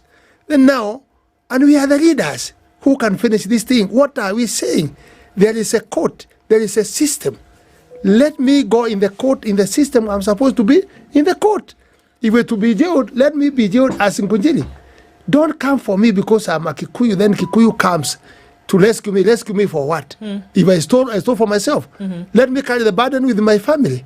But you see, we leaders, we impress that so much until it has changed to the people. And to remove it, my sister, is going to take us. Isn't that what the movement is currently saying? Then I guess for both of you as well as you, Noni, is that's what the movement is saying. That because of these things having been so entrenched, that people go into positions of government, people go into positions of leadership with the tribal monkey on their back. And the movement currently is saying, then get rid of the whole lot of them and let's start this thing from scratch. Yeah, I think that's where they are going. These Gen Zs, they are fighting for that. Maybe for some years, these things might maybe change, but they are fighting for a good thing. But my worry is what to happen in between when they are fighting for that. Because when they start now looting the shops of the business people, I have seen it in Murorongo, right now when I was coming, Boda Boda. Now, Boda Boda, they were the ones who are reading Maandamano. Now they are crying, they are saying, we are going to defend ourselves. Our motorbikes are being banned, are being stolen. But I think we're mixing issues here, Mweshimiwa, because the folks who were perpetrating this criminality are not the same people who were protesting peacefully. That is true. I beg to differ. Why? Because how then do you differentiate when somebody is on the streets? That is why, as a person, I have been opposed to demonstrations from day one. Why? They tend to draw in all manner of character. And there is no identification. I cannot go in there wearing a t-shirt saying Ruto must go and I feel I'm righteous, and the person next to me is not wearing the same insignia and I feel they're the offenders. You cannot be able to demarcate. Nobody comes with a sign on their forehead that I am the arsonist or I am the looter, and another has a sign on their forehead that I'm the demonstrator. Actually, what you say has a lot of truth to it. It does. But up until the 25th of last month, it would have been an unquestionable truth. Yes. But we saw two occasions when young people got into the streets and nobody was robbed. Yes. Nobody lost anything. The following week when they came in is now when what you're saying started again. So it means it is possible that there are young people who came in for the sole purpose not to demonstrate, exactly, not to protest, but to steal. Yes. My point exactly. If you look at the kind of constitution we have, Mheshimiwa Nkunjiri, because you've been a parliamentarian for a very long time, its main significance was to prevent a reoccurrence of the 2007, where people got upset about something, and because they felt their voices are not going to be heard in that time's dispensation, they felt, let's go to the streets. So we put in so many checks and balances in the current one to make sure that we will never have to go rogue another time to pass a point. Why I was so opposed to the demos, I was like, first of all, let us remove the term Gen Z in the mix, because they are not the only ones who are feeling pressured by the situation. All of us. Even you, I know you're, slightly ahead of me. You're probably a Gen X. There are some things you're feeling, as much as you were probably part of the leadership. There's some things you're feeling, I don't like this, I don't like this. Everybody's feeling there's something they don't like. They call us complacent, especially for us millennials. They say, with these problems we are facing, it is because of you. No, at that time when we were youth, there's what we fought for. When you were their age, there's what you fought for. And when you are their age, there's every generation of youth fights for something. And I love them for committing to fight for, and especially to push the tribelessness. But do not forget, it did not start with them. Actually, like you said about politicians being tribeless. Everything you're saying is true. Let's focus on how different these protests are from everything that we have seen. And how the times we live in makes it possible to be completely different. Okay, let me respond to that. There was a time I had PLO Lumumba in a certain studio somewhere in a program called The Taco, and he was talking about demonstrations, and he's one person who's very passionate about it. And he said, Mahatma Gandhi, in the protests of God knows 19 what, came with his people, led them from the front, walked, talked about what he needs and what he wants. Our youth, because they have the energy and they have the capability and they even have better language, better zeal, better drive than we have, can be able to do that, first of all, in small numbers. You know why? Because the herd mentality and the mob psychology that we have as human beings, not as Kenyans, not as Gen Z, as humanity. The minute you go somewhere as a crowd, trust me, it does not matter how clean your intentions are. There is a chance that there is somebody somewhere with an ill intention who will take advantage of your noble cause, infiltrate it, and send us on a spiral like we are right now. Let's look at the Soufriere Revolution. Let me call it the Soufriere Revolution, because that's what some people termed it, where people were protesting about the cost of living. Now, we saw vandalism. We saw shops being raided. We saw all that. I want to take you back to an earlier time. These protests where nobody's robbed have taken place in this country, in this city. We've seen them. Yes. There was a time, every Friday, if I'm not wrong, there used to be a mandamano. Yes. Nothing was taken, no one was robbed, no one. And there was a time when the opposition had these rallies in all their strongholds. They would march from one place to the other on a Friday, and that was it. After they've marched, they say what they want to say, it There was ends. also another one called Machozi Monday. Yes. You remember they We've used to had do every situations, Monday. I'm supporting what you said earlier on, where no one got robbed, there was no vandalism, and the only time there was violence was when the police came in with tear gas or they came in with these water cannons. Okay? Now, at the time all these things were happening, we didn't have the youth bulge we have now. These people we refer to as youth comprise over 70% of our population. True, very true. In the Moi era, there were just 28%. So people like myself who are considered youth were not that many. Our children are the ones who are many. And meetings took place physically. Meetings no longer take place physically. Decisions are made virtually. Precisely. Now, the generation whose time it is and for whom the 21st century gels is this group we are referring to, Gen Zs and your age. You started it, they understand it even better. True. And the tools that are available to them were not available to the rest of us earlier on. So we did what we did with the means we had. Theirs is far more effective. You know why? For the first time in the history of this country, the political leadership is being held to account, not by fellow politicians. And they're being held to account on issues. You're being told, we don't want this. Not, we don't like your party. We don't Issue like based. this. They're not even, and when they say change, they say, no, we want you to change this. We are unhappy with this. The conversation that we've waited for, your generation waited for it, we did, where we would be having issue-based discussions is taking place. And what we see before us has been brought about.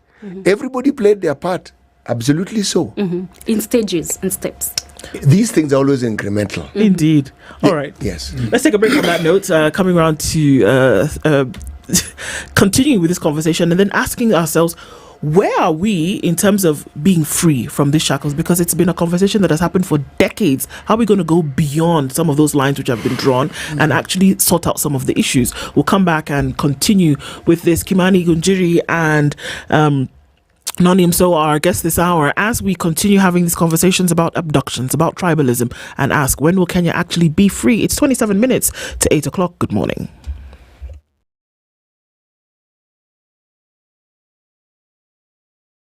This is the Situation Room, the only way to start your day. The weather with SpiceFM.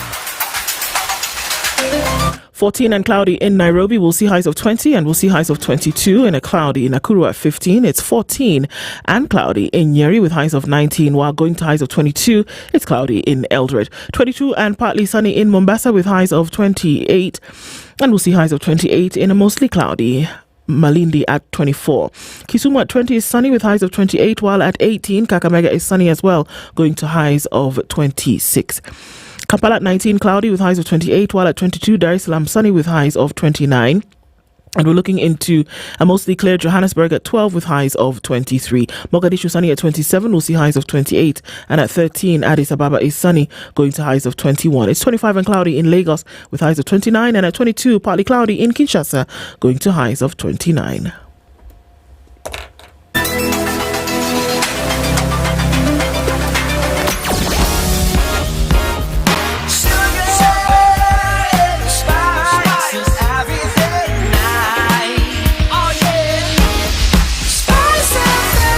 Spice up your life.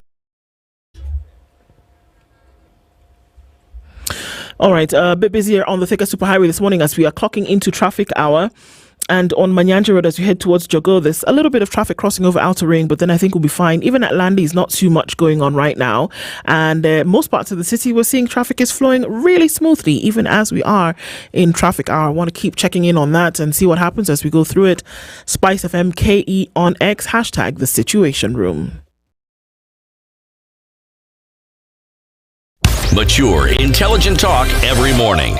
Spice up yourself.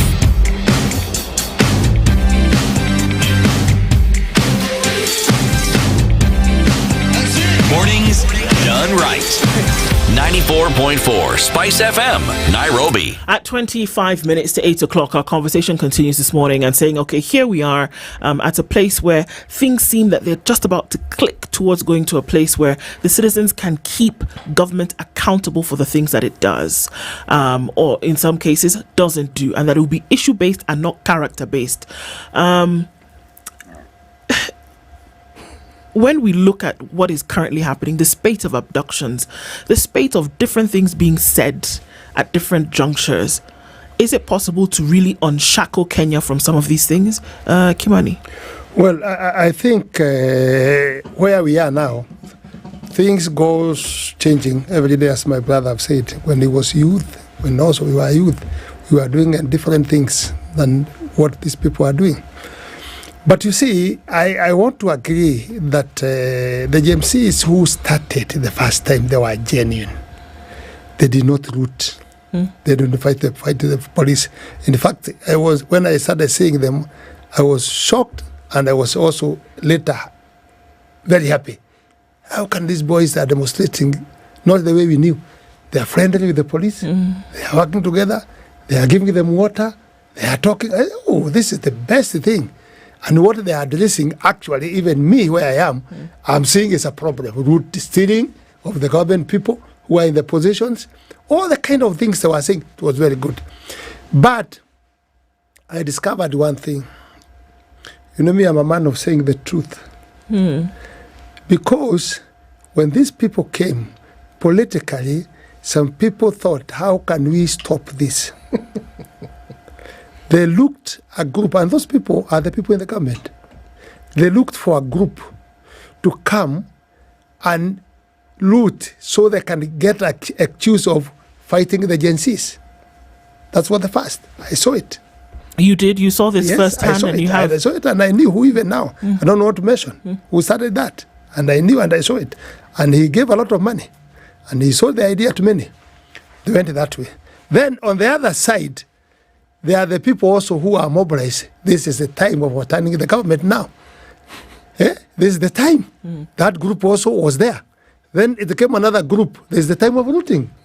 Now, these groups, when they met now together, then everything got spoiled completely. We are doing demonstration, hiding ourselves on this, and we are stealing. Ourselves, there's the time now of overturning the government. You can see it sincerely, politically, signals which is coming from the leaders. You can be able to assess which group is where and where. You'll be able to know politically.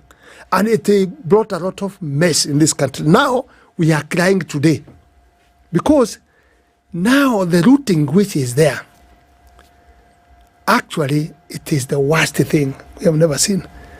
And I'm very sad that we can go like other countries surrounding us and we can be the problem. You know, putting a poison in the body is very easy. But removing it is a problem. Putting fire is very easy in the forest. But stopping that fire, it's not easy. It turn on you and it burn you. So where we are going, we are not going good thing. But still, there are some point we can say the Gen Zs who are also there, in one way or the other, they did good when they started. Because so are you saying that this movement is going to a place where it cannot then be controlled? And isn't that the thing that they're saying, that you shouldn't control it because you've controlled it in the past, and look at what we have, whereby there is huge corruption and that there are individuals who are not doing their job as is prescribed by the law, and that we have debt that has gone through the roof that we cannot control. That because you have controlled it so much and because you've been invested as an individual, things have gotten out of control already. And that the move is for governance, for proper structure of things to happen. The people who have been sitting in those positions have got to go. That one I agree with you 100%. The problem which is there, if we address these things from the beginning, even the problem of finance bill, if we did the proper public participation, people could understood what is going on. But people did not do that. We did our ukora yetu ya kawaida ile, papa cham, and said we are finished. Now it is left with the president. He is doing now public participation himself alone now with Gen Zs. He is the one who is doing it alone now, because he is the one who is responding, saying the budget is this is what you are supposed to pay for the debt, this is what you are supposed to do.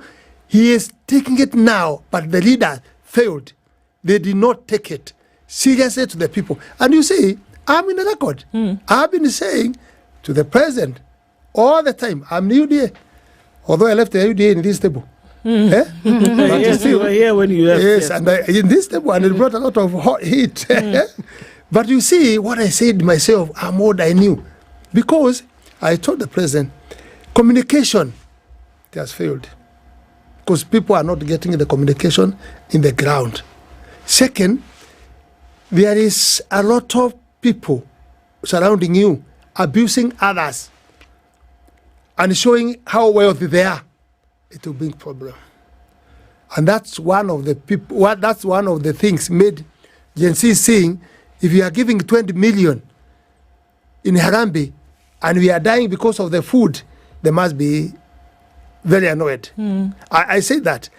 That one I said, we need the government, even the president, to calm down. Calm down. Because my time when we were with Moya, I was the chairman of KANU, he used to come if there's a problem. He comes in Nakuru. Not just political nini.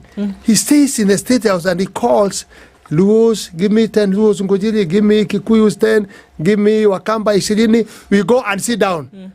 We talk and he understands the problem. Those kind of structures, they are failed of the communication. And those problems, they are the ones which have put us now here, where we are.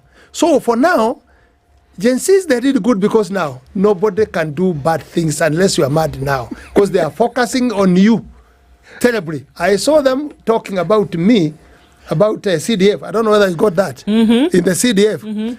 And I don't know how they go. They went to see the Auditor General. It doesn't matter where it's put, they'll find it. Yes, they said we want this. We want to know the former MPs, how they did their auditing, their audit, and the current. And they came up, the Auditor General told them the best person to manage the CDF was Ngojiri. I had myself in the air, everywhere. I was trading number 9. It's them, not me. So are those not good things if now they are able to check us inside and blow what we are doing wrong or right? So a certain percent, it is doing good. So because we cannot go back, ma'am, where we were. We cannot. There's a change now and we must accept with the change. Now they are looking for your number. The number of your wife, the number of your daughters. Doesn't that amount to cyberbullying? Does it? Yes, but you see... That's bullying. No, let me tell you. Should not be hailed at all. Let me tell you. Cannot be tormenting people. No, give me a chance. I explain you why. Maybe you might say that on one day bullying. I can agree also in that side. But you see also, we are still hiding our property to our wife and children. That's what we are doing. They must go deeper looking. Where did you get this property? Because you yourself, your property from me, through me, because I don't want to be seen. I'll put in your name, I put in my daughter. So They're in the court. They're in the court, those people. Like the governor who was in Kambu sometimes. I'm sorry to mention that. They're in the court, him, the wife, the children. So sometimes when they are doing that, they are looking also, how did you come to be where you are for now? We have no problem as a person. Google, look what I have. Even come and ask me, I will say. And if you don't go down, we agree. I agree with my sister, bullying and doing all those. But a certain percent, people start fearing now not to steal. Because this country, actually, we can manage with what we have. The stealing is just too much. Does the end not justify the means in this case, Noni? And as difficult as that's a conversation to hear, that essentially we had a conversation a couple of days ago whereby we're saying that governance for the people who are the drivers of governance, that you must be on toes, that your seat must be so uncomfortable. People have to hold you to a sense of accountability that you will not do anything to topple that trust. I think we need to go back to a conversation we had some time ago when we were pushing for the implementation of the 2010 Constitution, because we have proper organs and systems in place that can put everybody in check if they are actually utilized. There's a lot of that Constitution that has not been implemented. You do agree with me, you're a member of Parliament, and that's where the holes are. To get to the point where we need our youth to come to the street to tell us to behave as leadership, I think that shows signs of failure in the major organs we have, especially Parliament. Because why do we need... I do not have the document with me here, but if we were to go through that document, it provides for so many avenues of checks and balances of how to look into public expenditure, into controlling pilferage. We cannot be telling these children that every time they feel that they would want other MPs to operate like Mheshimiwa Onesmus, they go to the street. They will be infiltrated by criminals. So their message is not going to get home. And that was my point from the beginning. I have Gen Alphas. I have 16, 17-year-olds. So I know. And I see the way they drive me like a Ferrari in the house. So I know these young people, the way they operate. And don't forget, these are people who've not even finished school. So I imagine by the time they get to college and they get to their 20s, watakuwa wananipeleka rat race sana. What's my point? We need to show these kids order. It does not take rocket science. What does order? Okay, that's interesting. But what does order look like? What does order look like? That's exactly where I'm going. Since the dawn of Julian Assange and Snowden and all those people who could be able to get into the systems and bring information, we know that there is nothing on this earth, on the face of this planet, that is going to happen behind the scenes and is not going to come out. Because we saw Snowden and WikiLeaks and all that stuff. It came out, didn't it? And that's international stuff. So what we are saying here is that it does not matter how genuine a group of youth is in wanting to push an agenda. They have got to follow the stipulated order in the law for them to have a point. I think it does matter. No. I think it does matter how much they want to change.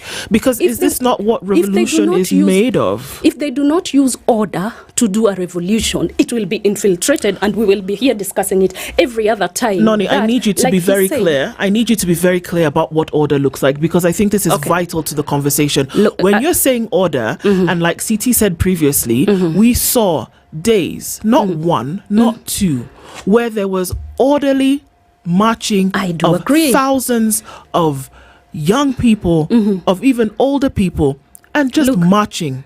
That was orderly. With the infiltration of certain elements, which, if we're going to go by what Kimani is saying this morning, that was deliberately introduced, then what does order look like? Does order look like writing a letter and saying we'd like to meet? What does order look like? You know, you're just taking what I'm saying and putting it in a different perspective. He put it this way. There's a group of youth, they have a point. There are people in government who don't want to listen to them. There are people in opposition who want to overthrow the government. And then there are looters. So now we have 4 groups.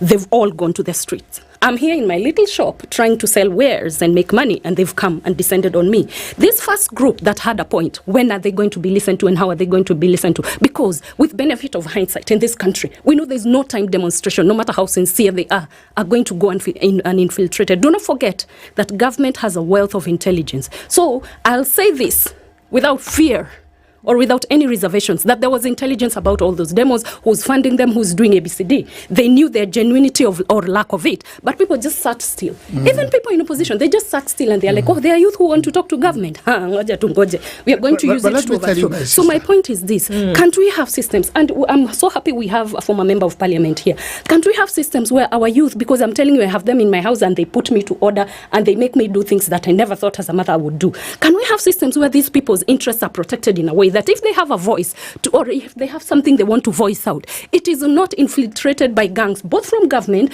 and opposition and other people out there? Can I assist you, Noni? Please, kindly. That won't happen. So what are we saying? That it's an effort in futility? The way change takes place, if you understand it, it's amidst everything that you are saying. If the demonstrations had not begun, there would have been no infiltration. The harm we've seen, the deaths we've seen, the conversation we're having would not be taking place. But let's not lose sight of what has happened. I have never seen politicians more scared than they are now in the time I've lived on this planet. Yes. And not because someone is threatening their lives, no. Someone is threatening them with the truth. Exactly. Exactly what are they scared of? Those phone calls The or truth. those texts? The truth. The truth. What you are, what you do, What you've been doing. what you've been doing, how you represent your people. That fear. Let me tell you. Yes, please. I'll give you a very simple an example. We are here with our brother here. And you are here as our women. Let's put it that way. You are married, I'll give you a very good simple. When I got married to you, as you were coming at home at 6 o'clock, we are together after work. Then when time goes, I'll come at maybe 11. Then I'll continue. I'll come at 2 o'clock. I'll come in the morning, and you are just keeping quiet. You are just keeping quiet. The next day, I'll come in the morning. Because you didn't register your... Yes, you didn't register. Your uncomfortability. And you didn't ask me, and I'm feeling I have freedom. He might even come back after a week. Yeah, after a week. Because now, I have freedom. She's not talking. She's not talking. There's no problem. But when you start reminding me, and that's what Gen Zs are doing. This is not a hotel. This is not a hotel. You used to come at this time. Now you are coming this time. Where are you coming from? Or are you working at night? Do you have a shift at night? When you don't actually signal to me that, as I'm talking now as a man, when you mention to me that, I'll start saying, oh, I'm being seen. So she's had a problem even all this time. Even I'll start fearing, if I'm late, how am I going to say now? Because I'm late. So I'll start behaving myself. That's what I'm telling you. Now, this is what Gen Zs they have come to see now, to do now. Let me tell you, just another example, a very simple one. If you don't actually say a problem is coming, it will come up to the bedroom. You need to start saying, here, there's a problem. Here, there's something which is not going well. Let me tell you, as a man, if I press my wife and put her pressure because I'm a man and she has nothing, I put her pressure in the house, beating her, doing funny things to her, she'll just keep quiet and keep quiet. But one day, when you meet with a group of women or in the church, one day, because of substance, he cannot talk anywhere else. She'll say, let me tell you, I have a problem at home. And so she'll snap. And I think that's where we are. We're at the snap moment. Yes, they'll say, I have a problem. You see this husband, you think that he is very good to me. There's a problem. She beats me in the house. She does this, it will blow. So should we? And this is what has blown now. Exactly. So should we change the husband or do we chase the husband away? No. And so the question is, with the scenario that we're dealing with in the country today, with the president who is still in a position of leadership, we cannot run away from that. What needs to happen to free this country of these lines that we are consistently dealing with? What needs to happen? What needs to happen? Just let me just put a finish on that. What happened to that? Because she is my wife, for example, and you have seen, she has seen me, she has talked about my problem, and we have children. There's no use of divorcing. The most important thing, can we sit down and agree?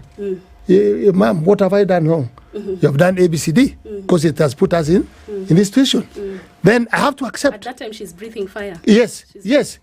But you must cool her down on accepting the truth and the fact.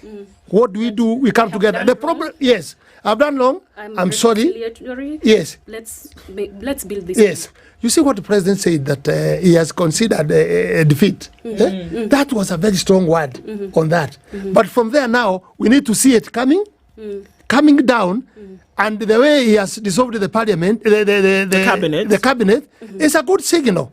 Because now it's going to come down. But now, as me, I'm giving my chance to say, maybe when you are creating this, you created with the parties. We still respect the parties.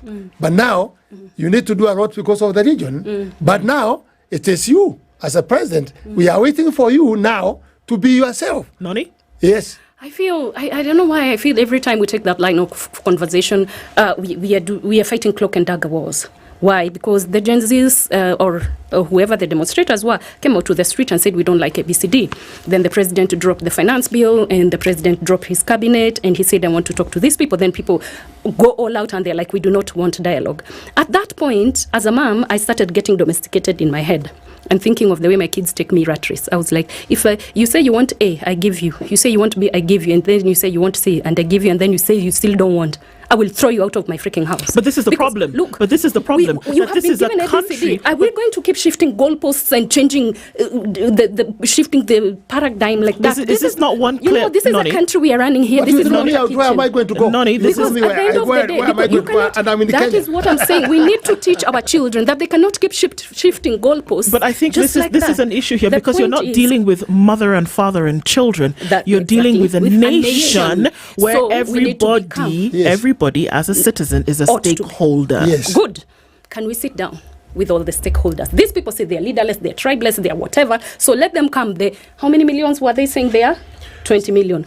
What is the next step? And that's why I get agitated when we do make these kids feel like this is a very big achievement. You're a member of parliament, and you know the reason why parliament is there. It is not all of us cannot go to make laws. That's why we have representatives. The system we are can we have them in a certain order? Just a minute. Can we have them in a certain order that we can be able to put them down somewhere? And I am telling you this because even the ones I have in the house will ask, why is the government doing this? And I'm looking at them, I'm like, I'm not the government. That might be an issue, Noni, because you speak as though they need to be put down and then be spoken to, and that's an issue. They need to be listened to from a particular perspective. They are not going to be listened to. Even our time. How then will they find out the perspective from which they wish to be listened to? Exactly. Can they present that? Not you put them telling them how they ought to listen. In fact, we are not even telling them because we don't even know who to address when talking to them. So can they propose whether they will act as ghosts or whether they are going to send text messages or do what they did, wanaita kusalimia, whether they are going to do that? Can they send a message of how exactly they would want their grievances to be addressed in a manner that is not going to make them be infiltrated by these criminals? Can I hear from you quickly? Sorry, Kimani. Can I hear from you in terms of what would happen or what would be your message to the president as he now is constituting or thinking about constituting a new cabinet, taking all of these views into consideration as our time winds down? Thank you, ma'am. You know, now that's where we are. We're in the dish. How do we come out for that dish? Now, these Gen Zs, still they respect the president. They know the president is there. And that's where they are saying they don't want anybody else. They want to talk with the president. That's what they are saying. That's a good thing. And again, let me maybe remind you that these people have already said what they want. They have said. They have written to the president. I think it is in the media everywhere. Reduce the cabinet, corruption, the budget. They have done it. All those things they have given the president. What I'm proposing myself to the president, the solution of this thing, saying that you are going to call 100 people and you are going to call Gen Zs 50, it will not work. Gen Zs, they are all over in Kenya. How are you going to get to them? And if you interfere to get to them at this and this, Gen Z, they will see who appointed so and so. It is corruption. They will start saying that. And the politician and the people who have money, they will still interfere with pushing some of those boys there. So the Gen Zs will not rest. How can we make sure that we can communicate with them? It's very simple for me. if I'm the president. If they have written me all the things which they want, let me just communicate with them the way he communicated with the Twitter and the media. Okay, this is the budget we have. This is the debt we are paying outside. Right. This is what we pay the salary. This is what we pay the counties because of the hospitals, because of this. Put all the expenses there. Put it in the table, black and white. Yes. Put in the paper. Say that now. Okay, ladies and gentlemen and agency, listen to us. This is what I have. And that's so with this one now, I can be able to do this and this and this. But this one, I have accepted already. I cannot be able to do this and this and this. Anybody who is normal will be able to see and he will be able to listen at him. And even many people will give him sympathy because there's the budget, there's what I'm paying, there's what we have. Our time has run out, and we think that's an interesting place to start from. And I have to say thank you to both of you for being here this morning. Noni Mso, communication specialist, and politician Kimani Gunjiri, thank you for being here this morning. Let's see how this all unfolds. Important conversations to keep having. Asante Sana. It's 8 a.m.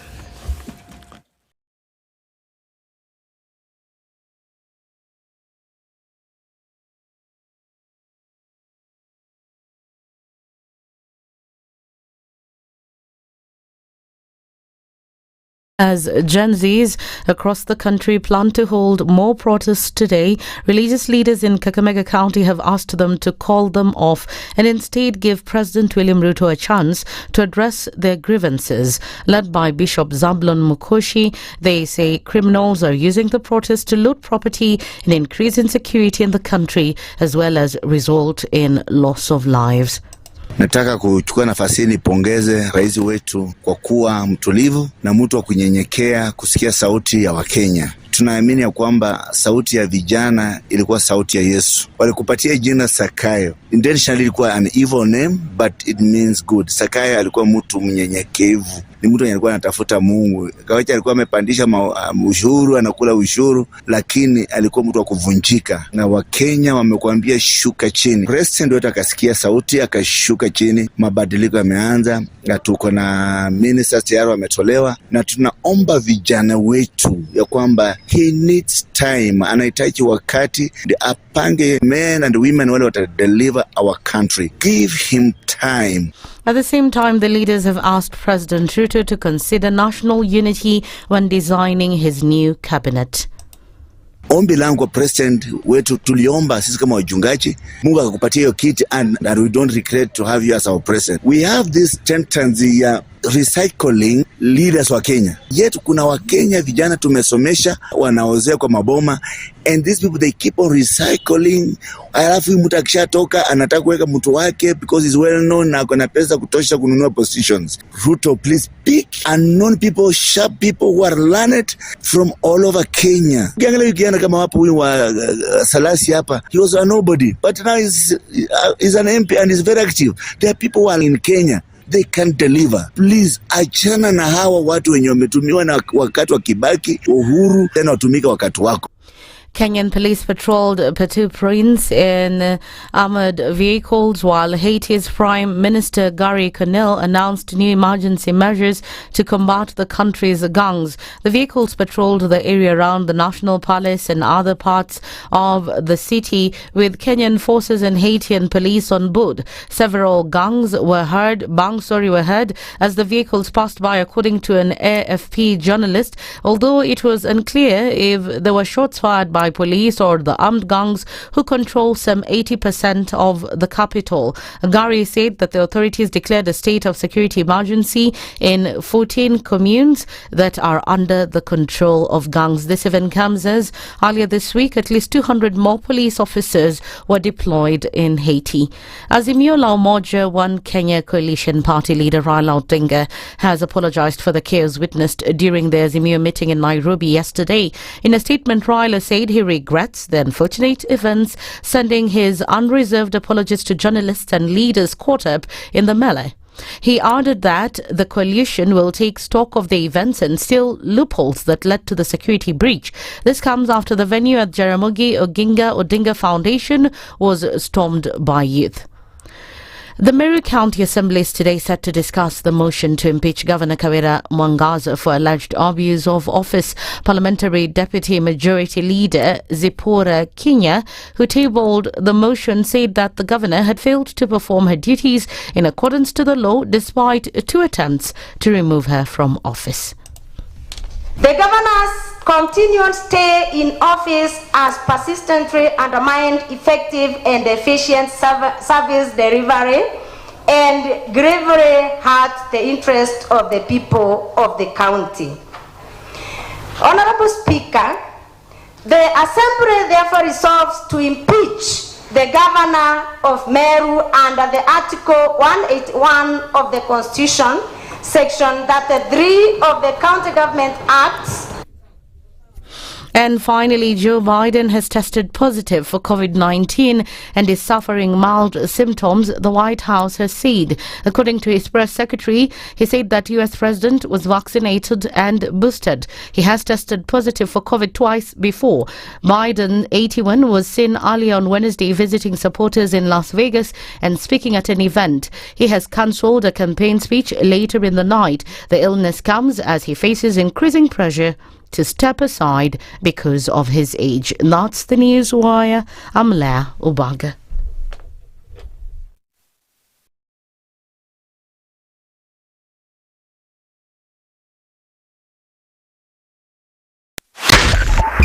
.5 Spice FM, Kisumu.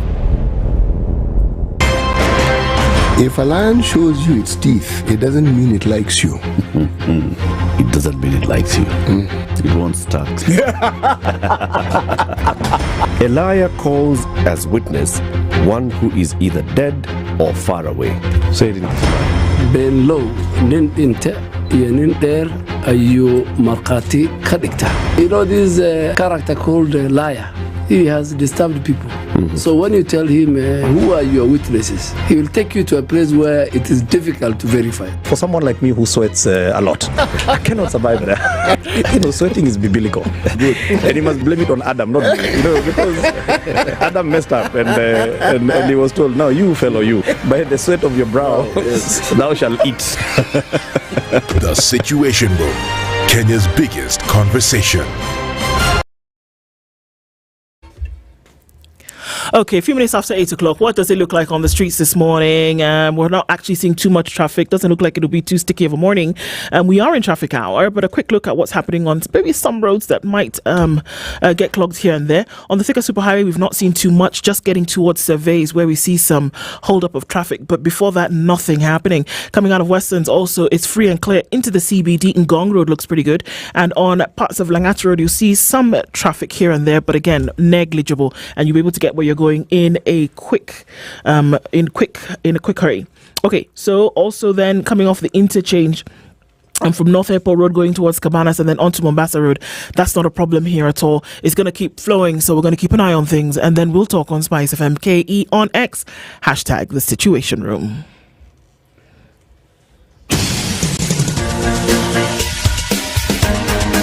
This is The Situation Room, the home of hard-hitting political commentary and penetrating insights about the state of the nation. This is a talk radio experience like no other. The Situation Room, a place for hard truths, debates, and elevated conversations. The Situation Room, witty, political, engaging, deep, controversial. In the room, we have C.T. Muga, researcher, academic, seasoned political observer, a fountain of wisdom in these politically uncertain times. Ndu Oko, Nigerian by birth, Kenyan by choice, communications expert, Pan-Africanist, a truth seeker and believer in people power, and Eric Latin, agent provocateur, the man in the chair, seasoned journalist, news hound, a man who believes in punching up, not down. This is The Situation Room, the only way to start your day. 8 after 8 on the 18th. You see, I can finally say it now. It is the 18th. It's 8 minutes after 8. And how about that for just clocking in on the right times? Yes. It had to happen at some point. Kenya's biggest conversation gets into its third hour for this morning, and conversations shift gears just a little bit. Wherever you're tuning in from around the country and indeed around the world, thank you for being here this morning. Our live streams on YouTube, Facebook, on X and TikTok, and of course our audiences on KTN Home. Thank you for being here this morning. We're getting into a conversation about diversity and inclusivity this morning in our partnership ongoing with Uraia. Our guest for this hour already seated, Purity Jabor, has been with us before. Thank you for being here once again. Advocate for gender justice and youth rights, as well as Joyce Atieno, who is an anthropologist and diversity champion. Ladies, thanks for being here this morning. We're having conversations about diversity and inclusivity in governance. It's deep stuff. We're getting into it, but let's just, bring you into the room and ginger you up a little bit. CT has a proverb, and you know what you need to do with that, don't you? Tell us the proverb, and then you can tell us what it means to you and how you would interpret that. Our proverbs for the whole of this week have been from the republic, the island republic of Cabo Verde, otherwise known as Cape Verde by some. Yes, a former Portuguese colony. I know it perfectly. Prevents the wasp from learning to make honey. Atieno has looked at you and she's saying, what do you know perfectly? She has not realized that is actually the proverb. Yes, that's how the proverb begins. With a quote, I know it perfectly. I know it perfectly. We're saying, that prevents the wasp from learning to make honey. Okay, as Atieno mulls over it, Purity, what do you think that the Cabo Verdeans are saying here? It's a blockering mindset. You are all knowing, so you are the experts. You are not open to new learning that will even make you better. Yep. What about you, Joyce? It's about having the know-it-all attitude. And we all know that no one has the monopoly of knowledge. We need other people to, give us some of the information that we don't know yet. So you can't know it all. We need to give other people a chance to learn from them. Yes. Interesting. And those perhaps who've taken a minute to learn are actually doing it better than you would if you had. True. Oh. Okay. So diversity and inclusivity in governance, that's very interesting because we're getting to a place whereby perhaps in the next couple of days we will hear about a new cabinet in government. Perhaps we will hear about appointments changing. And as all of that is happening, it's necessary to have the diversity and inclusivity conversation. But then these are sometimes big buzzwords that we use, isn't it, when we talk about governance? So let's just break it down a little bit from the very beginning. Diversity and inclusivity, what are we talking about? I'll talk about diversity and then Purity can talk about inclusivity. Now, diversity is including all or various demographics in this situation. We want to see everyone represented. In a society, we have different kinds of people. Look at gender. We have men, we have women, we have people who are young and old. Now, diversity is about looking at all the demographics being represented in this scenario. And inclusivity? Inclusivity now goes beyond diversity. Yes, diversity, you're going broader. But to what extent are you also broadening the scope? So inclusivity is ensuring that those people who are marginalized, vulnerable, are the special populations are part and parcel of your process. And these, it could be you're also more inclusive, you're also ensuring that the gender representation is also adhered to. You can also go beyond looking at the regional balancing, even as we talk about the coming weeks, as in the regional balance, and also you are also looking at the projection in the coming years. Are you now also ensuring that you're putting in place measures and mechanisms that will also ensure the future generation are also included in your decisions? Okay. Is it possible to have a combination of both diversity and inclusivity in government in Kenya today? It is possible. The 2010 Constitution says that no one, I think that is the Article 27 says that each and every person should be included or shall be included no matter their race, age, gender, marital status, and all that. So if it's in the Constitution, that means that this is something that is possible. We have Article 54 talking about people with disabilities, and also Article 55 talking about the youth. So the mere fact that we have this in the Constitution means that it is something that we can achieve, but we have been ignoring it for quite a while. So we need to start advocating for policies that will ensure that such matters have been addressed. Now, the problem is that we have these policies, but there's a difference between, there's a gap between policies and I usually say what's on the ground. Now, how can we integrate policies and programs to, again, reflect what we want as a society? Do you think government should be made up of people because of where they are from and their age, or made up of people who know what they're doing? I think both. Yeah, for instance, I come from a very marginalized community in the country. It's part of the Kalenjin, Terik. We are 23,000 based on the 2019 census report. 23,000. 23,000 in total. In total. I think there are 23,000 people currently walking on Mombasa Road. So you can imagine that is my entire community. But it's possible, but also not possible, because also you're looking around the threshold. How many people are supposed to be onboarded? Like the CS's position, the discussion is around maximum of this number, but again, based on what you want to have on board, you cannot have everyone based on their ethnic and also the regional balancing. You cannot. So to what extent are you also going, the government might be able to create opportunities to ensure that those who are not included at this particular positions or even the space are part and now as in the priority into those alternatives. So it's kind of 50-50 a catch situation, but you must also need to get people who really know what they're doing. Because at times you might wish to have this person from this particular community, but this person really don't understand what that that position is all about.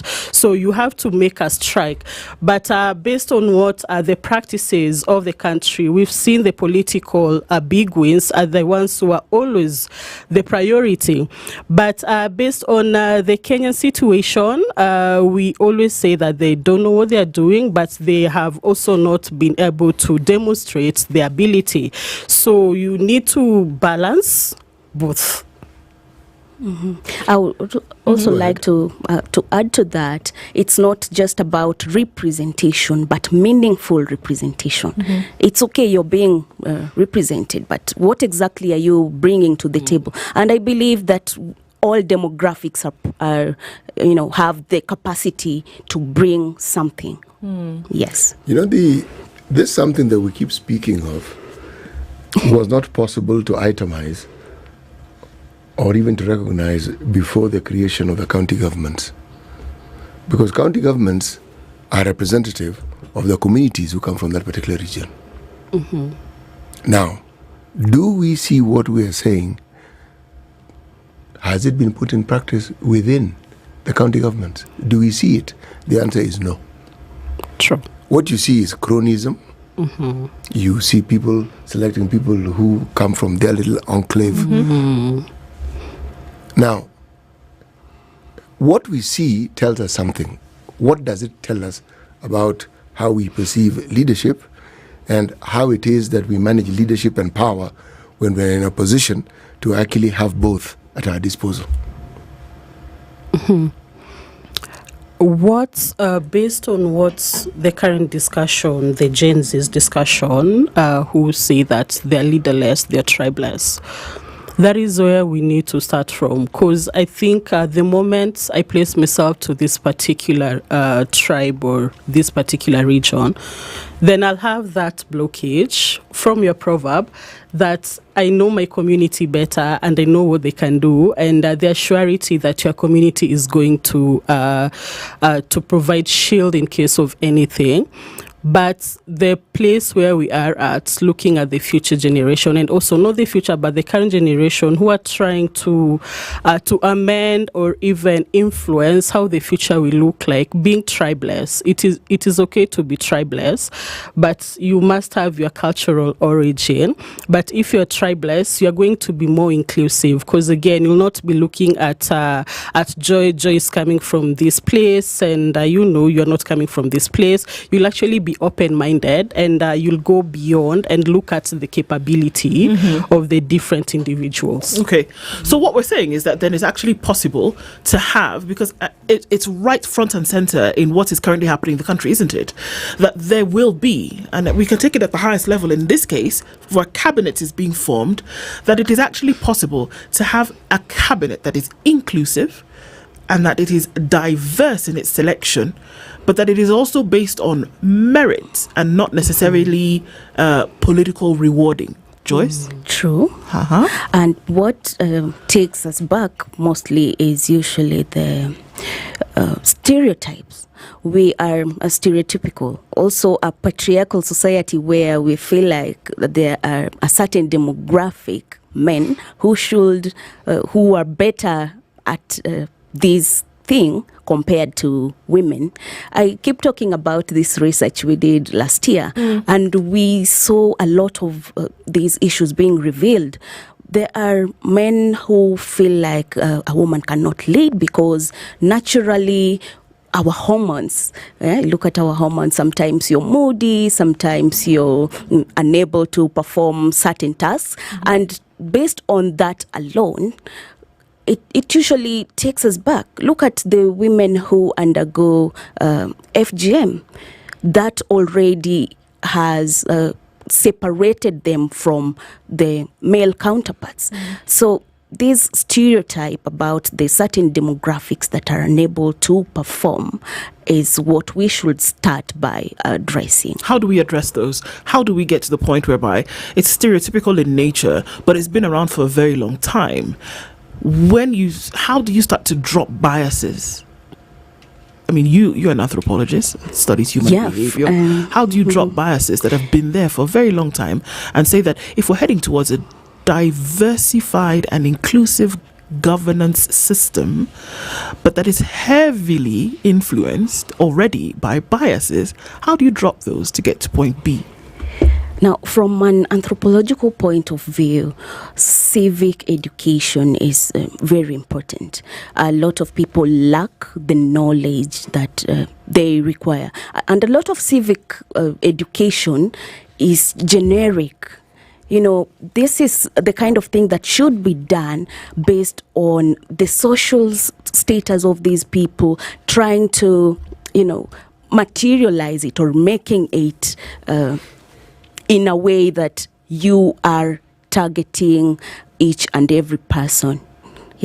Now, men are different from women. So the kind of civic education that goes to men is not the one that we expect to go to women. There should be some, tweaks here and there so that each and every person is targeted and we avoid the generic mode of knowledge transfer.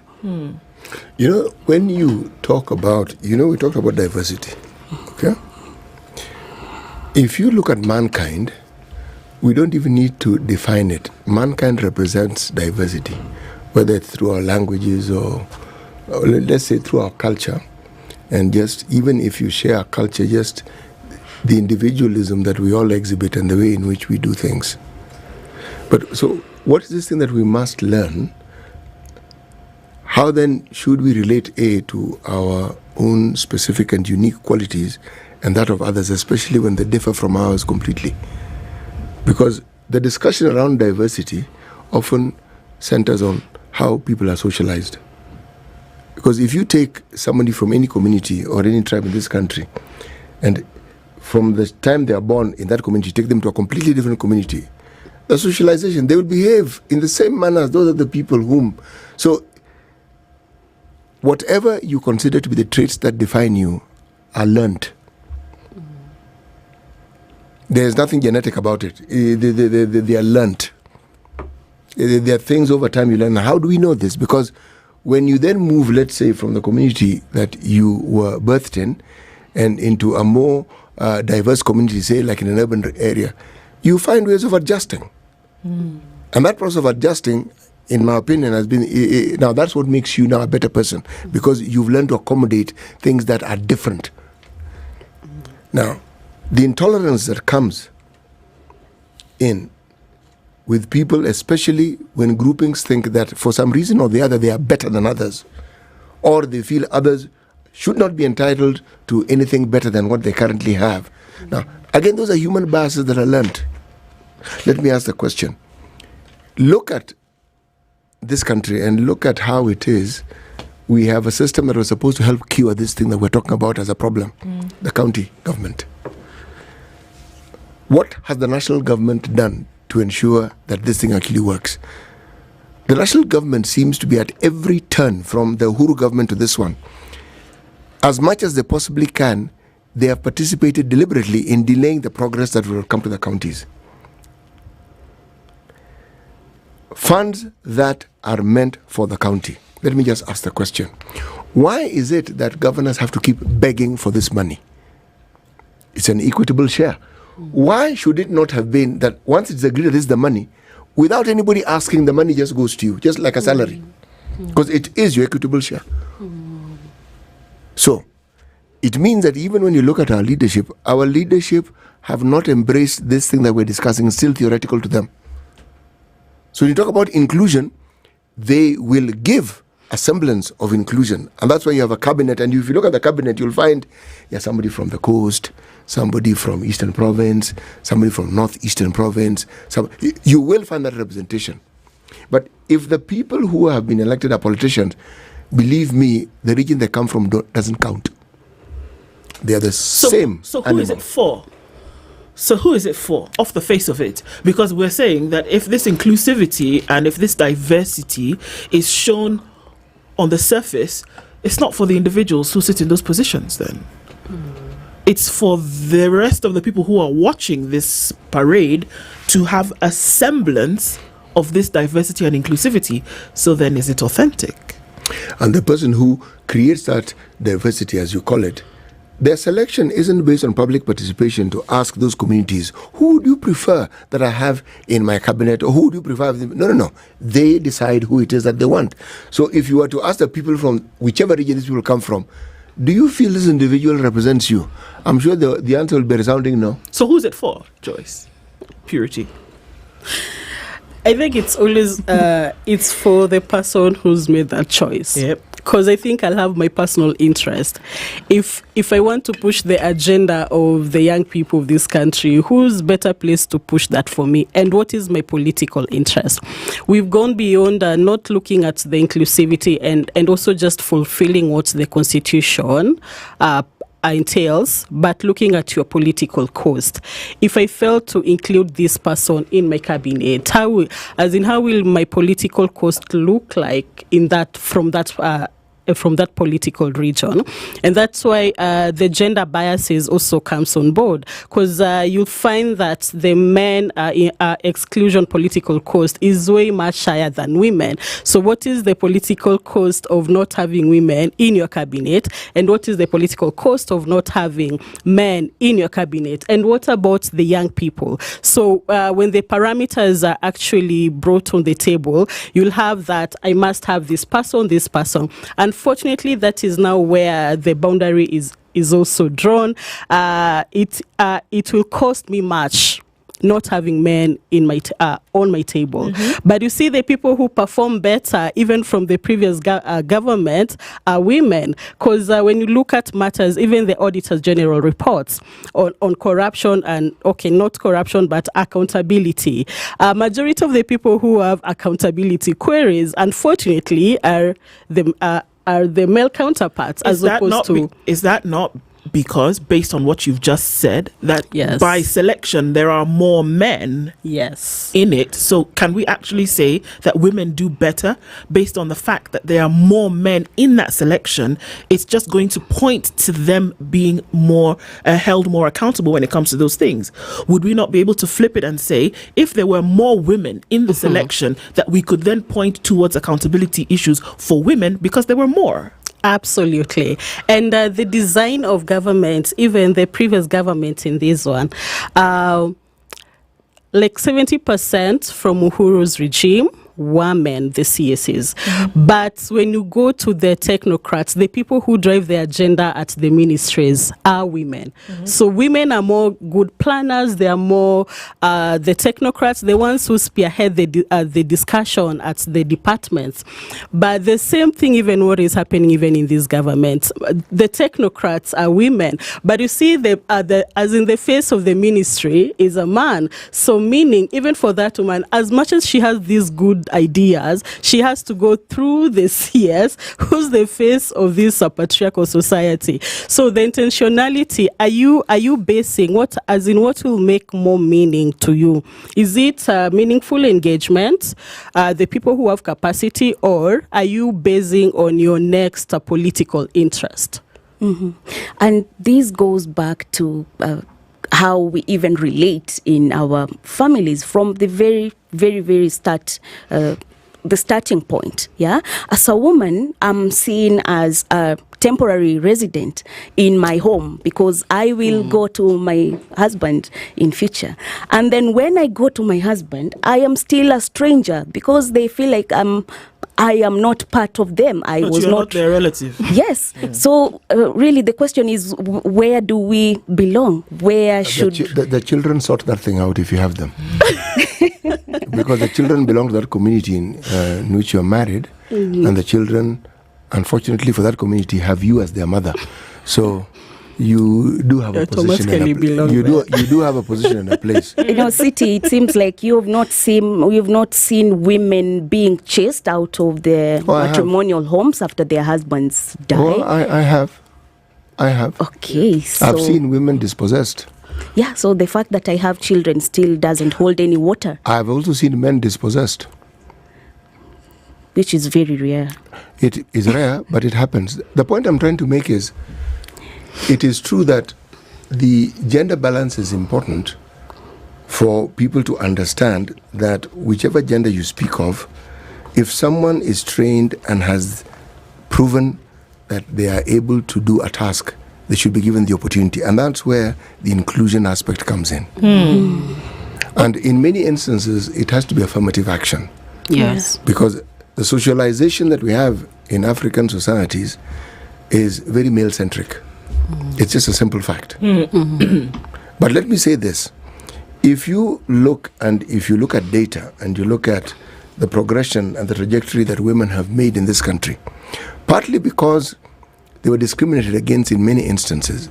Did you know that up until the 70s, women in this country did not have IDs, they weren't allowed to have identity card? Did you know that? Yeah. Yeah, exactly. So it isn't something new. You couldn't get a loan as a woman. You had to bring a husband or a father. You could not travel. All manner of things. Now, that journey and women who've traveled it ended up being far better qualified and far more able than their male counterparts. You know why? Because of what they had to overcome. Indeed. Let's take a break on that note. Morioki has a very interesting question, kind of in line with what I wanted to ask. That when we talk about inclusivity and diversity, we seem to be drawn naturally. We're naturally inclined towards geography. And can diversity and inclusivity not take on a different form when we're talking about governance? We'll come back and we'll discuss that as we continue. Joyce Atieno and Purity Jabo are our guests this hour, and we're looking at diversity and inclusivity in governance. A time is ticking, and it's about that time when a new cabinet will be formed. How diverse and inclusive will that actually be? And even into future governments, what exactly are we looking at? Kenya's biggest conversation continues. It's 27 minutes to 9.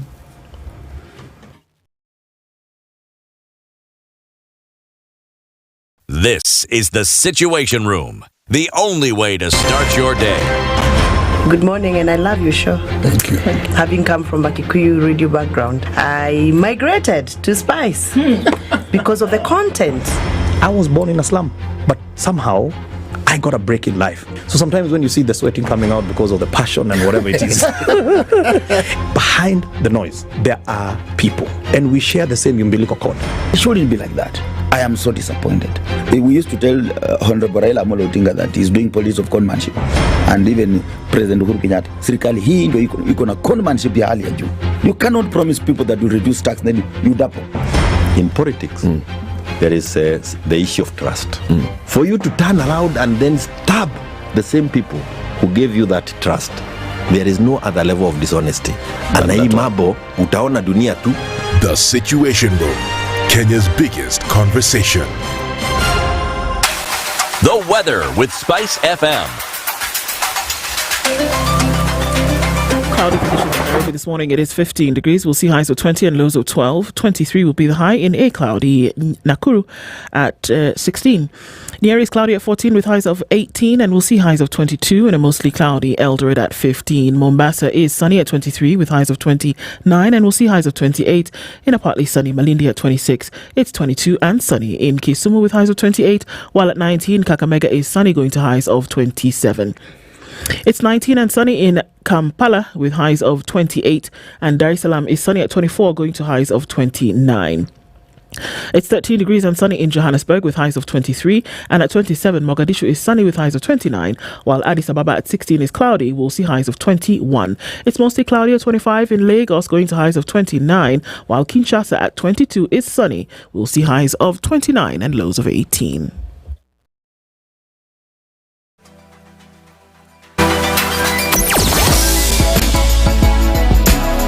Spice and everything nice. Spice FM. Spice up your life.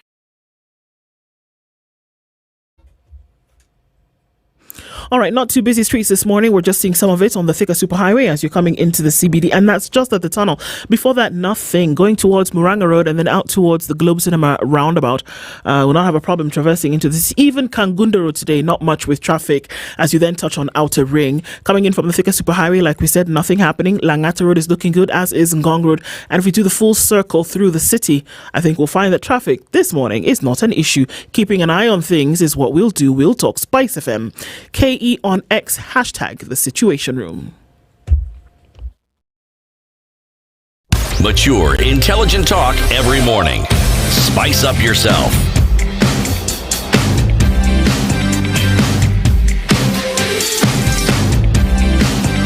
Mornings done right. 94.4 Spice FM, Nairobi. All right, at 23 minutes to 9 o'clock, 23 more minutes of this conversation where we're looking at inclusivity and diversity. And our two guests this hour looking into that, Purity Jabor and Joyce Atieno. And that question from Morioki, I think, is vital to this, and just combining it to say our natural inclination when we talk about diversity and inclusivity, it goes geographical. So people say that we are not tribal, we've moved on from there, we're not really thinking about it. But our first thought is, okay, if we're going to have a diverse and inclusive government, we're talking about where people are from. But are there not more elements of diversity and inclusivity? But when people talk of diversity, what do they mean? How do they understand diversity to mean? And even when you talk about equity, what do they mean? You talk about inclusion, what do they mean? Because if you were to go to counties, again, as I said, you will find that there are people who feel their government is not inclusive, and yet it's a community that probably share language. And you could argue they even share culture. They'll say, no, this is not inclusive. It's not all of us. Is it equal to, no, our region has been ignored. And you talk about a county government that has brought governance to your doorstep. And it's your people. Okay. Yeah, it's quite interesting. Yeah, because the element of inclusivity versus representation. You can be inclusive, but you're not representative. Or you can be representative, but not inclusive. What do I mean by this is the design of the constitution looking further into the governance structure, the county government. The county government was supposed to ensure that, again, we are kind of localizing all the decision, resources, and power by design, the definition of devolution. However, our county governments are made up of different tribes or, let's say, clans. And that is where the issue is. We are from this particular region, but we are 47 or even 48 clans. How inclusive can you go, or how representative can you go? So I'd rather go for the representation way, looking at the different levels. You must have the bare minimum. You must have a woman, you must have a young person, you must have a person with disability. But of course, you must also have a senior person to even mentor the knowledge, to transfer the knowledge and the practices. But going beyond inclusivity, because you can have the person with disability, but what type of disability is that? Because they are around 5. That we know. How again are you also going to take care of that? So it has to be more meaningful, and it has to be very sober, and that is why everybody is saying that the president and the deputy president told us that we should pray for them as they think through on how to constitute that team of the CSAs. But for me, I'll also look at the gender responsive indicators, because if that is not in place, if the matrix is not there, then we will really not know the threshold that you can say that we have been more inclusive, or even we've ensured that the different gender parameters have also been represented. Last month, there was a report that was launched on the Kenyan status towards implementation of the SDGs. How far have we conversed ourselves with that report to look at the different gender parameters that the country has put in place to ensure that inclusivity, representation, and diversity was also maintained, to see how best can we also improve this. But for me, key thing will be to ensure that the representation and the inclusivity, it is more meaningful, because you can be inclusive, but the level, the decision, the power positions, it is for this particular sect. So you can be inclusive. You can say that, yes, my cabinet is more representative. Everybody has been included, all the regions, all the ages, ability. But look at the ministry. Which ministries are powerful, and who has been designated to take charge of that ministry? So looking at the power position is also very key to ensure that the meaningful inclusion is the main agenda. You know, no, you wanted to say something? Go ahead. Yeah, when I gave the definition of diversity, I said that all demographics are supposed to be represented. Now, when we have members of parliament, and big ones for that matter, always referring to my people from the mountain, you know, it gets to a point where you feel like these regions are the ones who are supposed to be represented, and that's where the confusion comes in, because if you're referring to the people from the mountain, does that include all demographics? Does it include men, women, people with disabilities? As far as I'm concerned, we have 23% of women currently in government, 6% of youth, and only 1% of people with disabilities. So these are issues that we have brought upon ourselves based on the fact that we listen to politicians speaking, and then just by how they talk and only referring to regions, you know, it leads to this kind of let me ask the disengagement. There is a politician who has been pointed out as somebody who talks about his region and talks about shareholding. Yeah. And He's been blasted and lambasted from very many quarters. And yet that is just about one of the most honest conversations I've actually heard from a politician. Because that's how politicians think. Yeah. So are we going to say that because this man dared to speak the truth, do you really think there's any politician who doesn't think of his region? I mean, seriously speaking, since we're discussing this thing, doesn't think of his people as in people who speak the same language as he does? They all do. The reason why we have constitutions and laws is because we know human beings will do things which are contrary to the law, and they will look after their own interests. So you create laws to ensure that they don't, because that creates problems. Now, are we therefore also saying that when one is a politician, one must learn how to lie? I think that is away from what they actually believe. Yes, and then one must misrepresent and talk, because we as Kenyans, and full well that the politicians don't mean we all as Kenyans. It's me and my cabal and the people around me. Those are the Kenyans I'm actually speaking about. But the word Kenyan is, again, inclusivity. It's inclusive. When you say Kenyan, it's everybody. Inclusive. Yes, and you encompass the diversity. Okay, and yet the deeds will speak completely opposite to what it is that you're saying. I don't know the criteria that the political class, the political parties usually use, because I think that is their criteria. It's actually not complicated. It's not complicated it's at all. It's literally who's your guy. Yes. And it isn't a Kenyan phenomenon. No. Any political entity around the globe, you will find that is exactly what happens. The issue of thanking people for the way they have assisted you with positions, it happens everywhere. It's not unique to this country.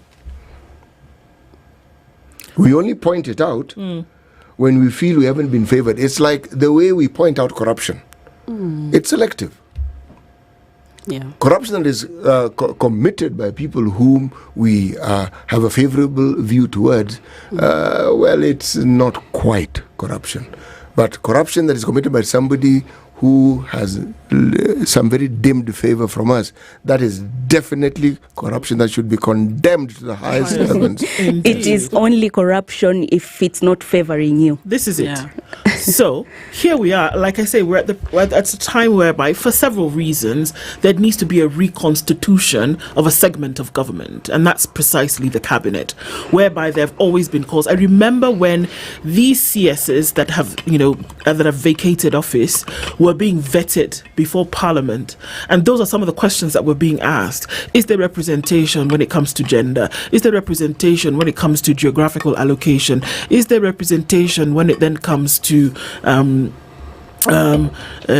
political alignment, etc., etc.? So now that whole kit and caboodle is gone, right? And the president and his deputy again saying, ask for prayers to be able to. Oh, I don't think that. Yeah, sure, the divine will have a place to play here, but then what needs to happen to ensure that these two elements are actually taken into consideration? Because it's right here, it's about to happen. What needs to happen? You gave some statistics: 26% representation women, 23%, 1% people with disability, 6% youth. Now look at that 6% of youth today, and you have 70% of the entire nation's population made up of young people. Do these numbers talk then about youth representation?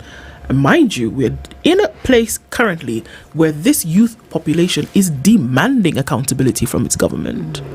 How will these numbers play out to bring in those two elements of inclusivity and diversity? It's a tough one. Yeah. Difficult question. Yeah, 4 years ago I was somewhere, and I was speaking on youth meaningful engagement in governance, and one of the things I mentioned was because the audience, I was the only young person in that audience, and one of the things I told my parents, who were part of the participants, is that please take care of us. Because if you're not addressing our issues right now, one day you'll not be able to address them, and we will make noise.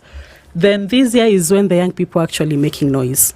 Because they have tried to engage meaningful to ensure that the numbers are revised, to ensure that our voices are more heard, not just being heard, but they are also considered. Our priorities also portray the face of the current happenings globally. But because our meaningful engagement was not had for all that of all those years, how else can we ensure that our voices are now more louder? And that is why the Gen Zs have been on the street for all these weeks. So one of the things that we need to do, I think the pressure is already felt. I can't say that the pressure is not felt. The pressure has already been felt of the young people, because there's no one in the world, any president who've been able to dissolve his cabinet because of the pressure. And you see, young people have not been part and parcel of this consideration that this group is going to cause me chaos. No. He's also rejected the finance bill. He's also rejected the appropriation bill. No president has ever done that. So I think the pressure is already there. And he's more curious and he's more sober to ensure that the coming CSs will be more inclusive and it will be more representative, because he knows if that doesn't happen, then the young people will go back to the streets. Indeed. Let me ask, if there's all this representation and inclusivity and diversity is actually applied, so we look and we say, yes, the face of Kenya is represented here, there are a bunch of dodos, what do we do? Accountability. No, you'll have people who on the face of it seem to know what they're doing, and he even told they've worked here, they've done this. This thing that we're speaking of, this thing called government running it, this thing is not easy, and most people who get in there assume they understand what it takes. When they get there is when you actually understand whether they understood what they signed up for to begin with. So even as we talk about these things, it's important we look at it. But I think the pressure that has been applied will guarantee that those who have those jobs do their job. Because we've seen people who are very competent take up those jobs and they become disappear. So you actually wonder what happened to this person. Also, where does prayer come in? Because the Constitution doesn't ask me to pray for the president for him to be able to work. Now, this is where indoctrination comes in, and it's what messed us up even in the previous elections, because we saw leaders going to churches and then churches telling us that this is the person that we have chosen or whatever has been chosen, and then we ended up making wrong decisions. So you're blaming the churches? So for indoctrinating and brainwashing.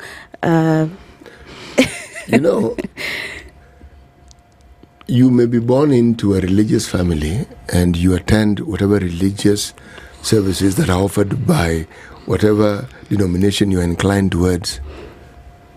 But are you saying that just because a political or a religious leader says that this is true, that it is true, just because they have said it is so?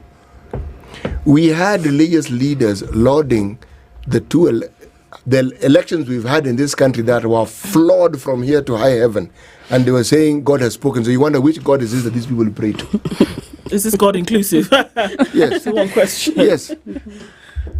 Because if you ask, is there a place for prayer? Yes, there is. It's not in the Constitution, but there is. There definitely is.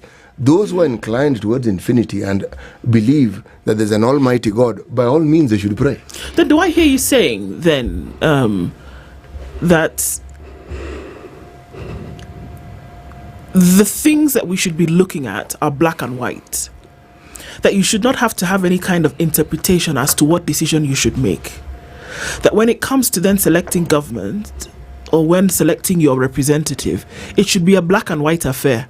Have they ticked this box 1, 2, 3 for things that we can see, not things that we have to go and seek the divine interpretation for, but things that we can see? Then you should be able to pick, does this person have a clean record?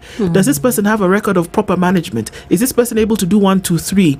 Is this person worth their those are the things that we should look at. You can touch, they're tangible, you can see. Yes. As opposed to, okay, please interpret to me, call Joseph kind of thing. Is that not what then that the elements of diversity and inclusivity come into play? You should be able to see them. Is that what we're saying? Yes, and it's about logic. Do you know what ChatGPT is, right? I'm sure you have interacted with it. Now we have corrupt politician GPT that tells you all the instances where this politician has been found corrupt. Now, why can't we make use of such, for purposes of accountability? Now, so that we don't choose someone based on the fact that he has been chosen by the gods, or we have been told in church that this is the right person. But then we use logic. We actually utilize our brains. That's what our brains are for. Oh, we would hope we would use them. Yeah, I think black and white, we should not struggle. We should know this is black and this is white, because that is the Utu culture. Because Utu will ensure that you make appropriate and correct decision. Utu will allow you to ensure that the different voices are also incorporated. Utu will also make you to be more tolerant and lower down and calm down and have a dialogue space that is very conducive for everybody to be accommodated. And Utu will also ensure that you are also thinking about the projection. It is not just the current year. Where will Kenya be in the next 5 or 10 years?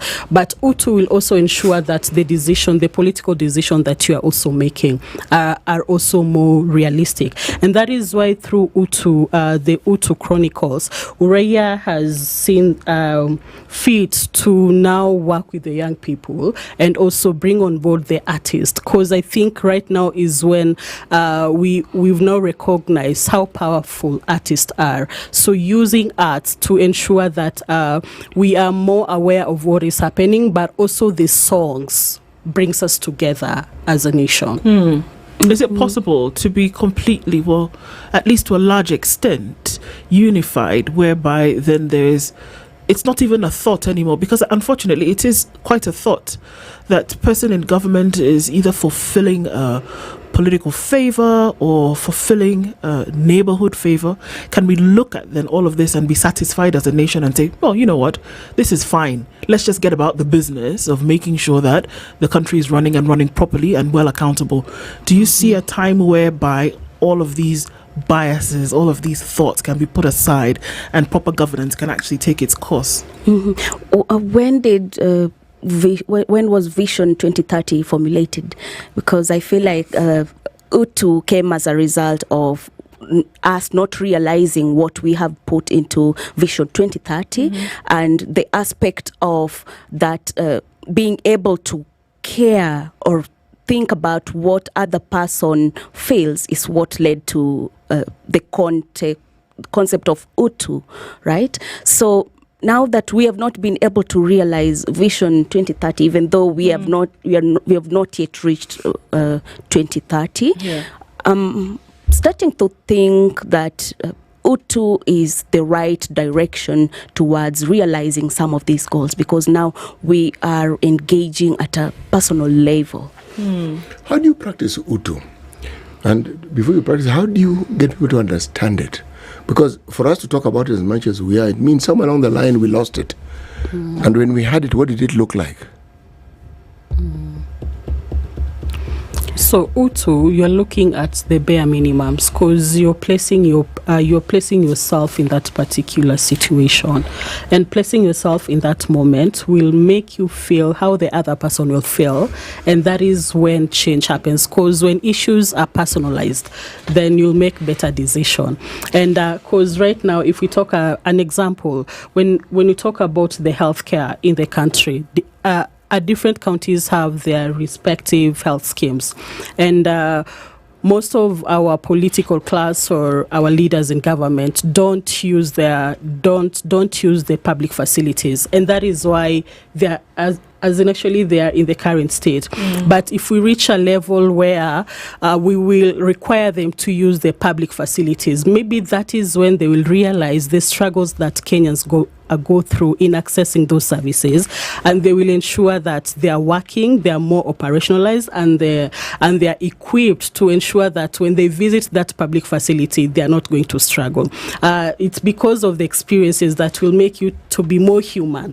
Utu is about being human, because if it's you, how will you feel about that? So, and if your answer is not good, you will ensure that you do better to ensure that your feelings are more positive, or you are in the moment when you use that particular facility or even accessing that service. Yeah, and Utu looks at empathy. You would not wear a belt that costs 2 million when there's someone just outside your home who is homeless. Yeah, you will look at this from a point of love. Caring for your neighbor. Yeah, what does this person, how does this person feel? How would I feel if I were in their shoe? Empathy.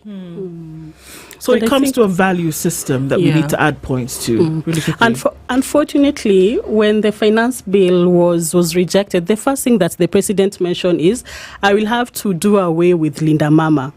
And Linda Mama is one of the health scheme that has tried to address maternal issues in this country. Sure. So our numbers have actually been, we've been doing well, but you see, when finance bill will have to be revised, then women will be the number one casualty. Yes. It's all stuff to look at, and we go deeper into these conversations, and I thank you for being here. And of course, this conversation supported by Uraia, but it's necessary for us to have those conversations. Ladies, thank you very much. Purity Jabor, advocate for gender justice and youth rights, and Joyce Atieno, anthropologist and diversity champion. Thank you for being part of Kenya's biggest conversation this morning. It's 9 a.m. Up your life.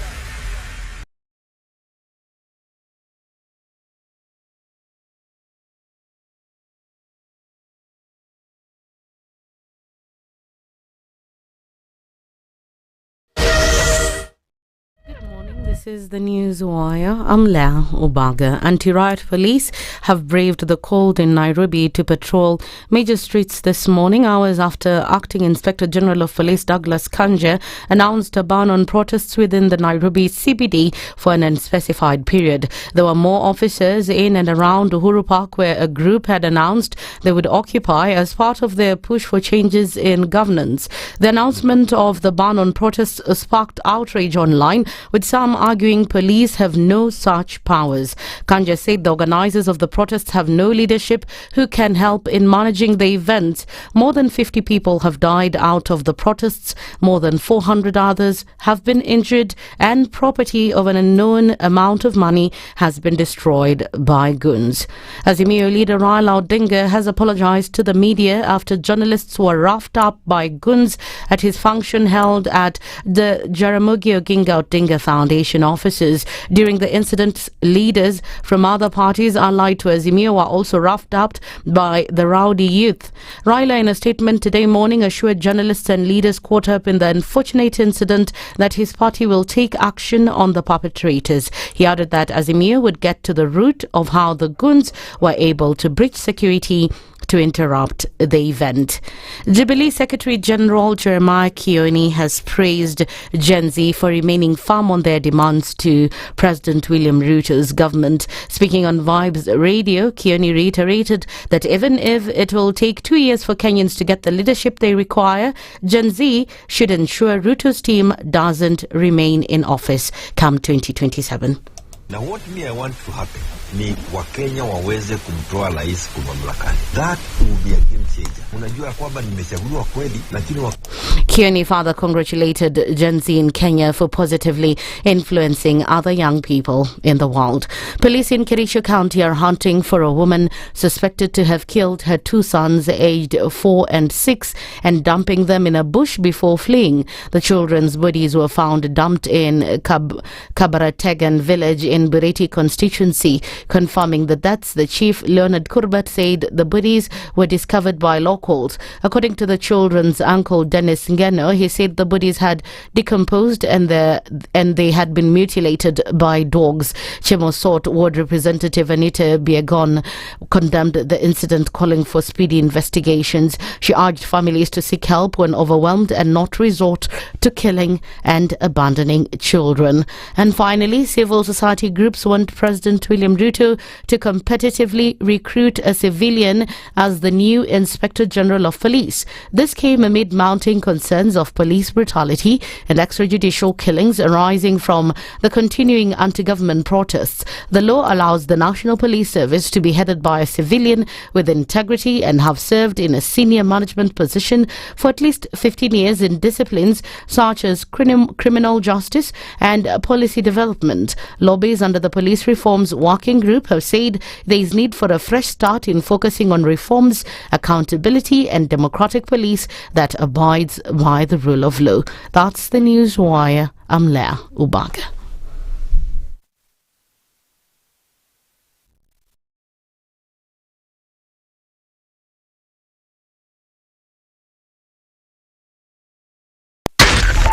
.4 Spice FM.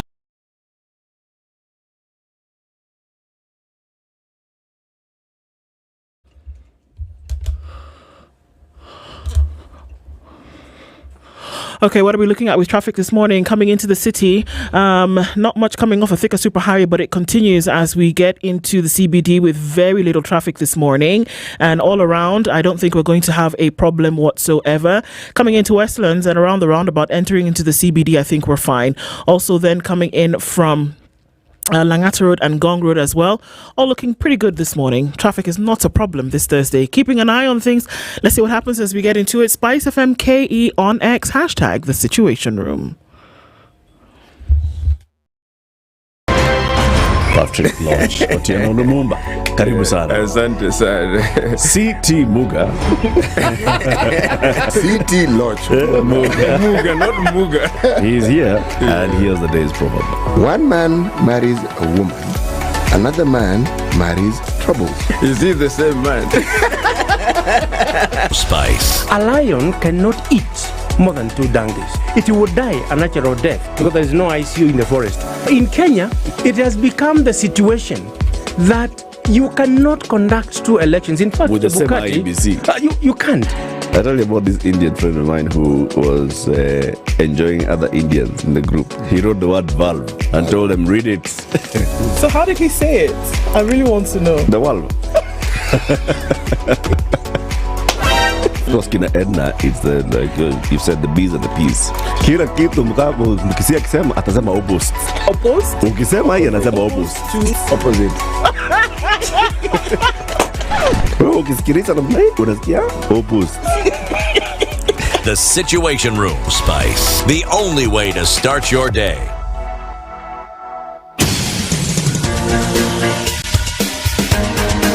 This is The Situation Room, the home of hard-hitting political commentary and penetrating insights about the state of the nation. This is a talk radio experience like no other. The Situation Room, a place for hard truths, debates, and elevated conversations. The Situation Room, witty, political, engaging, deep, controversial. In the room, we have C.T. Muga, researcher, academic, seasoned political observer, a fountain of wisdom in these politically uncertain times. Ndu Oko, Nigerian by birth, Kenyan by choice, communications expert, Pan-Africanist, a truth seeker and believer in people power, and Eric Latin, agent provocateur, the man in the chair, seasoned journalist, news hound, a man who believes in punching up, not down. This is The Situation Room, the only way to start your day. Into the final hour of Kenya's biggest conversation this Thursday, the first Friday of the week, and getting into it, and just shifting gears a little bit, and just strikes me how the conversations that we have just weaving into what is currently happening in the country at the moment, and how we can actually be involved in what concerns good governance, in what concerns justice, and then just reiterating the fact that it is absolutely necessary for us to have these conversations, because two things happen when you speak. You continue speaking about it, you put it out in the open, or somebody hears it and actually does something about it. So this hour, we are going to be talking about reconstituting cabinet, the governance standard. It's necessary to have because we know in a couple of days, or at least soon, this will be happening. Our guest for this hour is FCS Jeremiah N. Karanja, the CEO of the Institute of Certified Secretaries, and he's here with us this morning. Jeremiah, good morning. Good morning to you. Karibu sana. Asante. Welcome to Kenya's biggest conversation. Thank you. This is the hot seat of the Situation Room. Yes. And we'll be looking at some diverse matters this morning, will we not? And then what it takes to put together a cabinet which is in the offing. It's going to happen. Are all eyes on the president, especially after, what has happened over the last 3 weeks, and what is he going to do? And in this case, maybe pointers as to what should he do. But before we get into the conversation proper, as we do in the Situation Room, Siti's going to welcome you with today's proverb. Your job is to tell us what it means to you and how you would interpret it. Okay. Sounds good? Interpret it rather. Yeah. Yes. Proverbs for this week come from the island republic of Cabo Verde, or Cape Verde, as some people call it. I know it perfectly. Prevents the wasp from learning to make honey. I know it perfectly. Prevents the wasp from learning. The wasp. From learning to make honey. Is this supposed to be an exam? And what is the pass mark? Well, no. When we ask for your opinion, because the nature of Proverbs is such that it is not possible to have a uniform interpretation. Yes. So someone has to tell you how they relate to the proverb. Yes. And that's what we're asking you. So it is not an exam. Yeah. Okay. Yes. Thank you. I think I'll think about it as we proceed. Don't worry, my friend. This one, you can't think as we proceed. You have to tell us what you think. You have to tell us. I have to think now. In whatever way you interpret it. Yes. Yeah, my thought would be, because you are saying, I know it well, it prevents to make honey. The wasp from making honey. It prevents the wasp from making honey. Yes. I would think, and I want to relate to our Kenyan situation, context, where there are things that, as a country, we are well endowed, but there are things that prevent us from getting to Canaan and harvesting the honey that we have always wanted to harvest. Because we think we know everything. Yes, and part of it is our ethical practices. Yes. Yeah. Interesting. Okay, so even as we get into this, I mean, think, look, CT gives out points. I don't know how many, giving him 1 million. Well, no, let me go by what I said earlier on. When someone gives you the opinion, it's an opportunity for you to learn from that opinion, because they've told you an interpretation that you perhaps had not thought of. Yes, indeed. Yes. So now that is the beauty of asking someone to tell you what they think of the proverb. There you go. Yes. Thank you. So, Jeremiah, look. Thank you for being here. And even as we get into this conversation, you are the CEO of the Institute of Certified Secretaries. Yes. What's that? Okay. Please, let's start off from there so we can know where we're all coming from. Thank you. The Institute of Certified Secretaries, the full name is called Institute of Certified Public Secretaries of Kenya. Public Secretaries. ICPSK. Is created under an act of parliament, Cap 534 of the laws of Kenya, and our mandate is to promote good governance. Our members are called certified secretaries, and depending on the organizations which they serve, for instance, in Standard Group, you have company secretary, who is our member. In a public sector, they are called corporation secretaries or board secretaries, council secretaries, and the mandate in those organizations is to promote governance and ethical standards.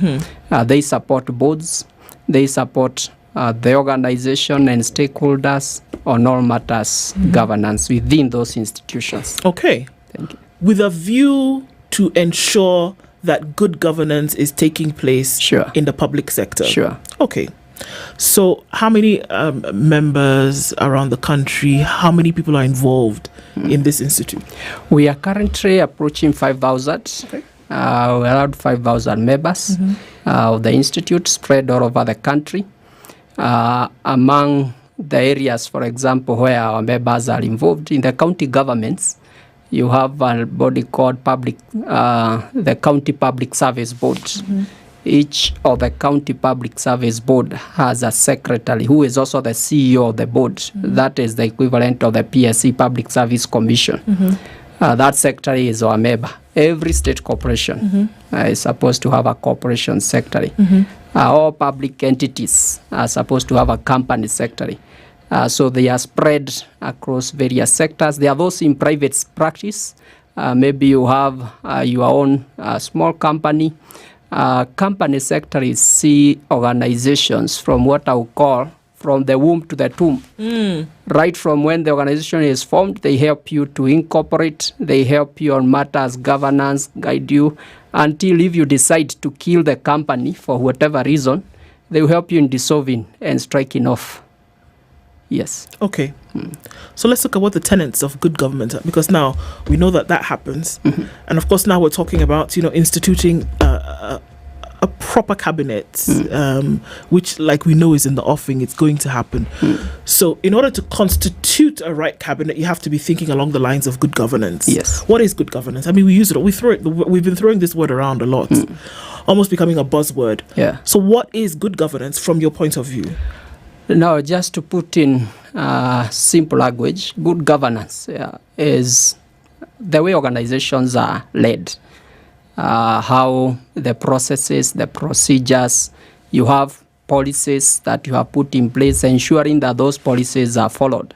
So in the context of an organization like this one, you have right from the shareholders to the board to senior management, there are policies, there are constitutive documents, and which each one of us is supposed to adhere to. So what differentiates one organization to the other for us to say that this is following good governance practices and this one is not, is the ability to follow those laid down procedures effectively for achievement of the laid down goals. Yes. Okay. And how do we now apply that to government? Now, to government, government is a complex animal, made up of so many things, including these institutions that we are talking about. For example, if I take the case of cabinet, each cabinet secretary, of course, is responsible for several departments. Under them, those departments have organizations, whether, for example, if you take agriculture, we have institutions under the Ministry of Agriculture. So each of these components, if is well governed, then it will lead to the overall achievement of the set goals for that cabinet sector and by extension the ministry. And now cumulatively, when we put together all these ministries where each and every part is playing its role properly, then the fruits will be good governance.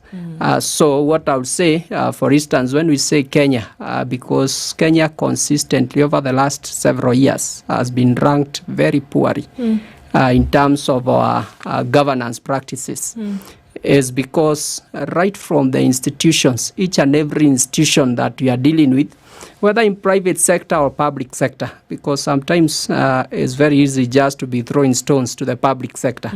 But we normally say, whenever there is, for instance, a corruption scandal, there is something we call the unholy trinity. There must be a private sector person who is a business person who is looking for profit. There must be a public sector person, that is government officer, facilitating the same, and there must be a professional. That professional could be a company sector, it could be an accountant, it could be a lawyer. So is those very many people coming together is the result of what currently we are facing as a country, them not doing their proper role. Yes. Okay. So in another, we don't know, days, a week or two, the president will take on the task of instituting new cabinet. Yes. From the point of view whereby you practice this good governance and accountability every day, what would you say would be the recipe for a cabinet that is acceptable then by the people, as well as one that is sure that it will do its job? We have a serious problem with this country. But before I go to the problem, let me say the good thing. The president, I think, other than the founding president, Jomo Kenyatta, the late, and the late Kibaki, I don't think there is any other president who has had a golden opportunity of transforming this nation than His Excellency, the current president. For the reason being, for the founding president, of course, he was starting from a time when we had colonialism, so he had a blank check to institute whatever that he thought fit for the nation. For Honorable Kibaki, you remember we are coming from Moi era of misgovernance, and people voted him overwhelmingly, having been tired by the practices that we experienced then. You recall at one particular time, people were even arresting police officers on the roads who were bribing. So he had the golden opportunity of instituting whatever good governance practices that, because the people were behind him. Now the current president, the current crisis that we are facing is a golden opportunity for him. I can assure you, a few months ago, if he had dared to fire the cabinet the way he did, we would have had Mutuetu, you had been targeted and all that. Right now, actually people are supporting him because of the current crisis. It's during times of crisis when you are actually able to make the most significant change for the good of the people. We are, even the current constitution, we tried for many years to do away with the previous constitution. It became impossible until the 2007 crisis. And that's when we realized we have a serious problem and we have to sit down and do what is required for this nation.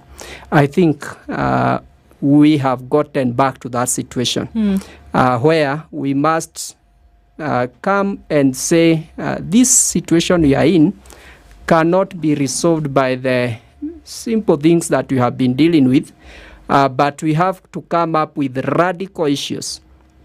And one of the issues I would think is what I would call we need to have an ethical revolution or moral rebirth as a nation. Because I think as a nation we have a serious problem on matters ethics.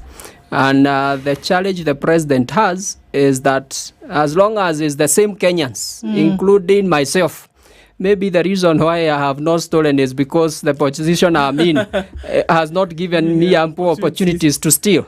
So we have so many thieves in this country, but who lack opportunities. So you fight people maybe in the opposition, they will keep on criticizing the government until when they get there. Then you realize they are just thieves who are waiting for a ripe opportunity to steal. So even as we think of the people that will be appointed, one of the things I think we need to institutionalize in this country is what I would call, we need an ethical revolution and a moral rebirth to change our way of thinking in terms of ethical practices, in terms of morality. Because even if we appoint people, now becoming back later to what you have asked, but even if you appoint people from the same pool, you still find the same challenges coming back. Having said that, one of the things that I think the president needs to consider, and in line with that moral rebirth, an ethical revolution, is the issue of unethical leadership. Unethical leadership. Yes, ethical leadership. And which has to start right at the top. There is a good book written which says the fish rots from the head. From the head. So we have to start right from the top. If you look at the case, for instance, of Singapore, and we like giving that example as one of the countries that went through a moral rebirth or ethical revolution, where the founding prime minister led the process himself, setting a good, clear example right from the top. And therefore, having instituted that himself, he demanded the same for everyone else. You have to be accountable. And once you do that, you will find that once we start that process, that conversation, very hard decisions which have to be made right from the top to every level, then that is one of the areas that I think we can get there. Yeah. And somebody has to lead the charge. Yes. Is from that point of view of what you're looking at, it cannot just be a mushrooming of ideas and hope that people come together. Yes. From what you're saying, somebody has to lead the charge and say, Yes. look, if we're going to see change, if we're going to see a dropping of all of these behavior, this impunity, if we're going to see that somebody will then be accountable, or it has to be that somebody leads it. Is that what we're saying? Yes. That somebody must actually lead it for us to get where we are going. There needs to be somebody who takes charge, kind of like what we've seen in the past, that somebody actually does have to take charge and lead it from that point. Otherwise, we will not see it working. Is that what we're saying? Yes, because Kenya prides itself to be 80% Christians. Allow me to give two scriptures from the Bible. One is found in the book of 1 Samuel, I think chapter 14. It's about Samuel giving farewell speech after being a judge for the Israelites for a number of years. And it was a time that Israelites were complaining, we want a king like any other nation. But Samuel, as he is bidding farewell, he says, I stand before you so that you may judge me. Have I stolen anybody's donkey? If I have, I'll return it twofold. Yeah. Just evaluate me. Is there anybody that I denied justice? That is where we need to get as a nation. When we will have leaders who can stand before Kenyans and tell me, if you audit me, lifestyle audits that we have always been saying, and you find even a single shilling that I'm ready to die, I'm ready to go to jail. The other scripture, which is not very good to use this political context, but anyway, let me use it. I think is Luke chapter 9. It talks of a guy called Zacchaeus, the tax collector. People are paying for his blood because he had conducted a number of injustices. Yes. And Jesus Christ comes to him.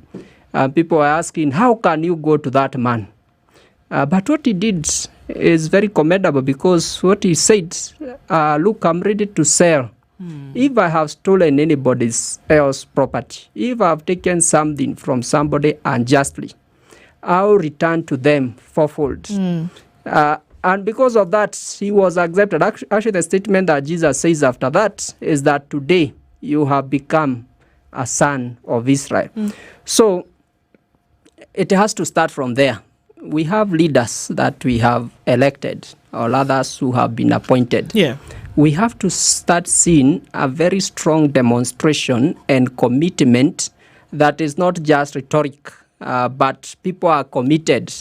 Things that maybe whatever we have accrued, and I put myself there because I'm also a leader. If there is anything that I have accrued unjustly, I need to start returning the same so that we regain the public trust, because that is what we are suffering with now in terms of the public cannot trust the people who are in leadership. Do you see a situation where Kenyans as we know them and those in political leadership will get to a point where they're actually returning their ill-gotten goods, which they have worked very hard to convince us they worked hard to conduct business and to actually acquire? In a normal situation, that cannot happen. But I started by saying sometimes people have, I'll give a personal example. During COVID, I was one of those people who were not very open to this issue of vaccination until I got COVID, and I was unwell for a whole 1 month, and now staring at death. Immediately I recovered.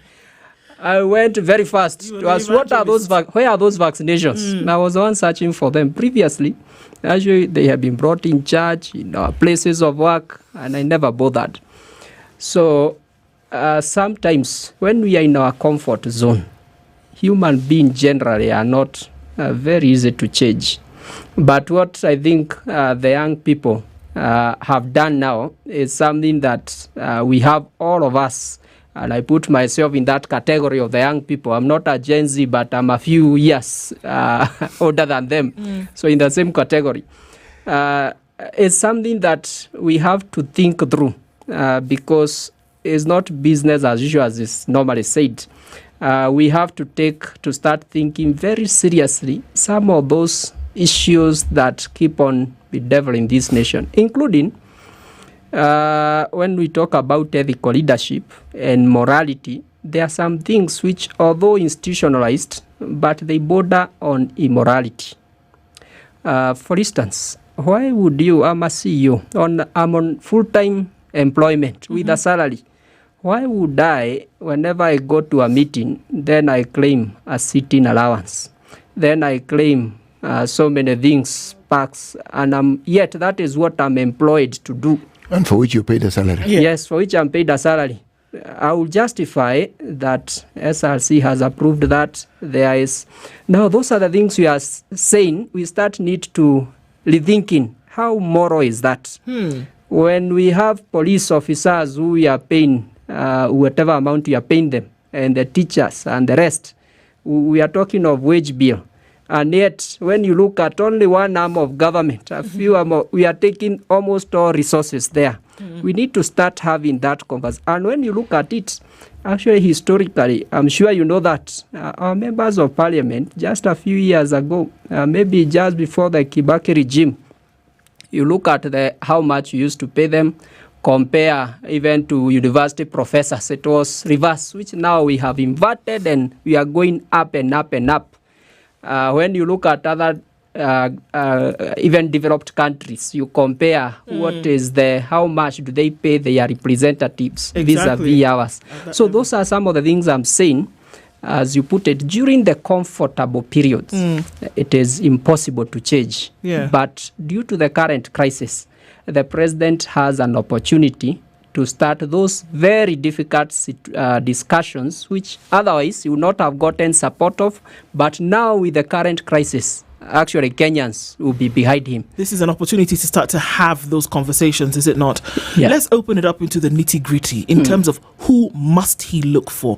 Whom must he say this is the person that would then feed this need at this level? And we'll do that when we come back from the break. We're having a conversation this morning about reconstituting cabinet and who should be there from a president's point of view. And so as we continue with this conversation here, we're saying, as we say this now, Jeremiah, even we just continue with that. As we say this, the nitty-gritty of whom he should be selecting, because we know that the number is not less than 14, not more than 22. Which men and women should actually be looked for? What should be the detail of who should be selected? Because that's what we're saying here. That cannot just, yes, we know you should not have a funny record, you shouldn't have this, that, the other thing. But what exactly should we say? If this mark is not met, then the president has no business picking these individuals. Yeah, there are several factors that the president should consider. Of course, we have mentioned some. The other thing I would want to mention is among the people he should not consider is his political supporters. There is a book here I have written by somebody called Taylor Pierce. He says that who got you here will not get you there. There are people who supported him as president to get to where he is. Those are among the people that he should even least consider. And he argues in this book, the title of the book is called Leadership Made in Africa. He argues in his book that whenever, as a head of state, even this goes also to the governors, whenever you appoint the people who helped you into power, three things happen. One, they hold you captive.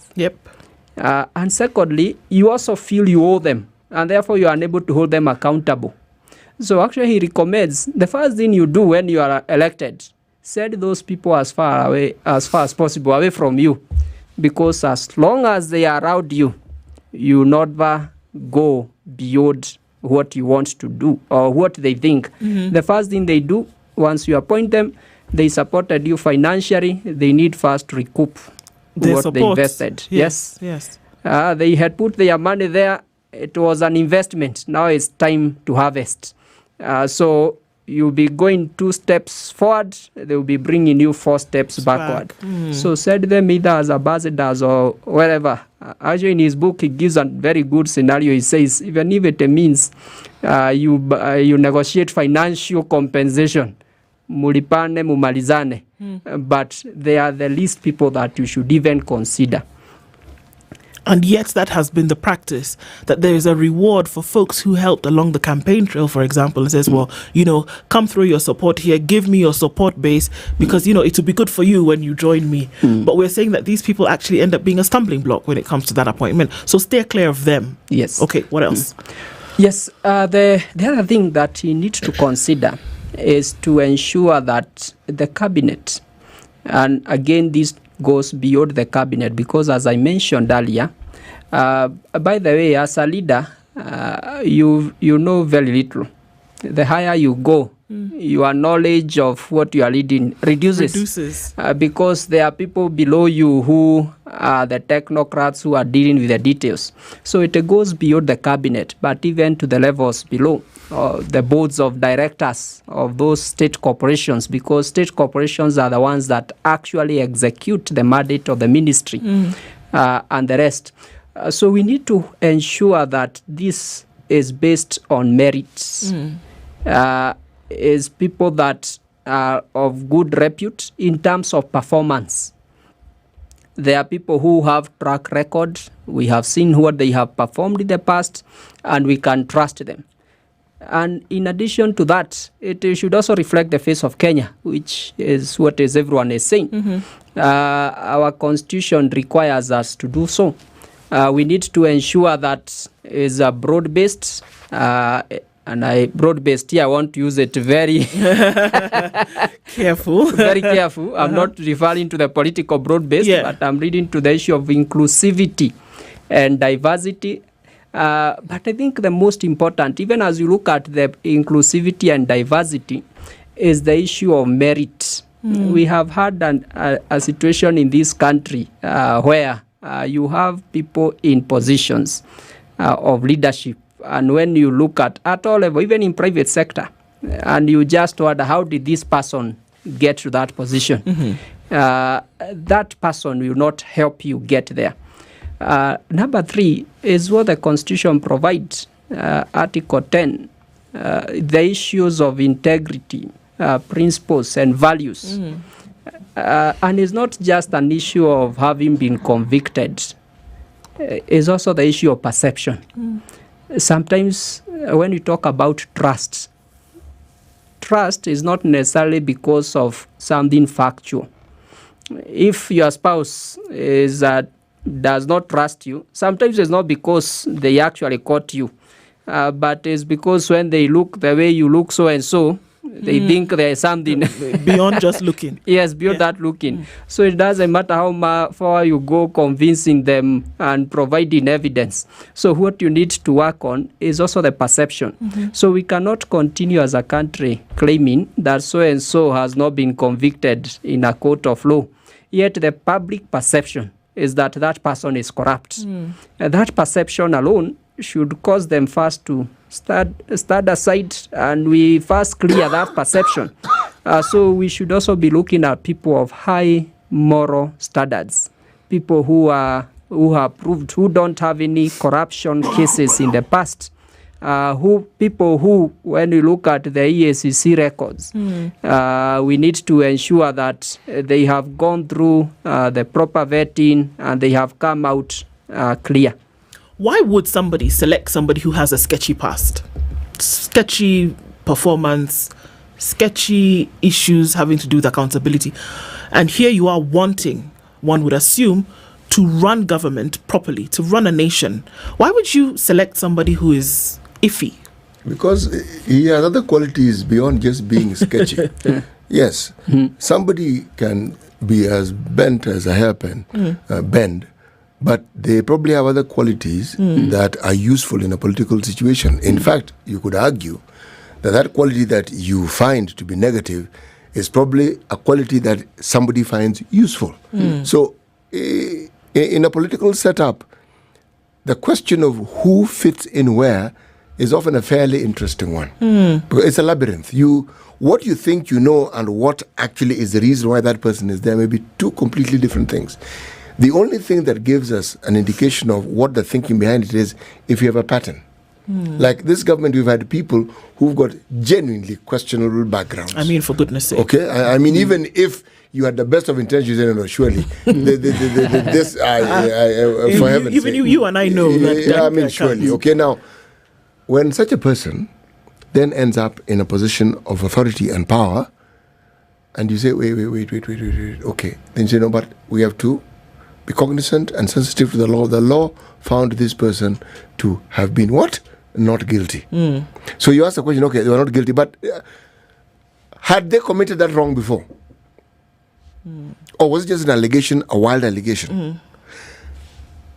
I think the requirement, if I were to look at the probity and the strict nature of what it is that is required of a leadership, it's not what we've got you doing. Even the whiff of it is enough. Yes. Should that be as strict a whip as should be used right now? Because the question also then would be, Jeremiah, that you who is making the selection of people who are as straight as rulers to be part of a government, then the demand would also be on you, the selector, to be just as straight, if not straighter. You know, I started by saying we have a problem as a society. Actually, the reason why, whether it's the president, whether it's a governor, or whichever leadership, the reason why you go to those people is because that is what the society in the past has actually been demanding. If one of the ways actually to be elected as a leader in this country, just ensure you have a scandal. You become popular overnight, and then next day you first say that we are my people, you see we are being targeted. Then you go vie for a political seat and you be elected. Those are the people electing you, not the president. It's the people who have assessed this person and they have determined this is the best leader that they want for themselves. So that's why I said it's a societal challenge. And that's why I'm saying the solution, actually, when I look at our current crisis, is not just a political issue.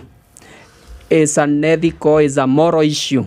We have a society which doesn't appreciate, and I say this even from professionals, we don't appreciate some of these ethical requirements. So we have to start from there, because why the governor or the president would go to appoint such persons that you say are of questionable character is because those are the popular people on the ground. And when you don't appoint them, the same people will come back to you and tell you you have not, even though there is a Karaja there in the cabinet, but they will tell you you can't see our people there. Because our people is not any other somebody, if you are talking of Central Kenya, it's not just any name that comes from Central Kenya, but people who have actually eaten and maybe they have shared a bit of what they are eating with us. So those are our people. So it's a challenge, an ethical issue, right from even our families, the way we deal with our families, because if I'm bribing a police officer on the road and I have my child with me there, what am I telling them? That is good to... so even as the Gen Zs look at, I know they succeeded on the reject finance bill. I think the next move, the next revolution, which I think it should come from the president himself. The Gen Zs have led their revolution. The president should lead the ethical revolution and the moral rebirth, because that is the challenge. Can he? Yes. Can, and I'm not talking about desire. I'm talking about ability. Can he actually lead a revolution when it comes to values and ethics and morals in this country, whereby we see that so many things happen in broad daylight and are not punished, are not brought to book? Can he actually lead revolution where he says, okay, guys, everything, I'm shooting from the hip here, and I'm going to take this bull by the horns. Can he? Yes, he can. And I think the president has on a number of occasions said that he is committed to transforming this nation. So I want to believe that he is able to do that, and he has the desire to do that. Maybe the situation before was not ripe, and now the Gen Zs have given him an open check. A new lease of life. Yes, a new lease of. If he started that a few weeks ago, as I said, he would have been alone. But if it started today, maybe his friends will depart him, but the rest of the 50 million Kenyans will be behind him to support him in that revolution. Yes. You know, the thing about change is that it's characterized by the resistance that people have towards it. People are loath to change. We as human beings, you call it the comfort zone. Yes, we actually do not like, or we do not enjoy change.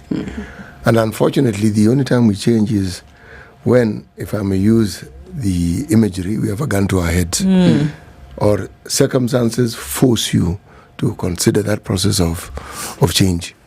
The accountability factor for me has been the biggest win in this entire discussion, because it's the thing that has lacked.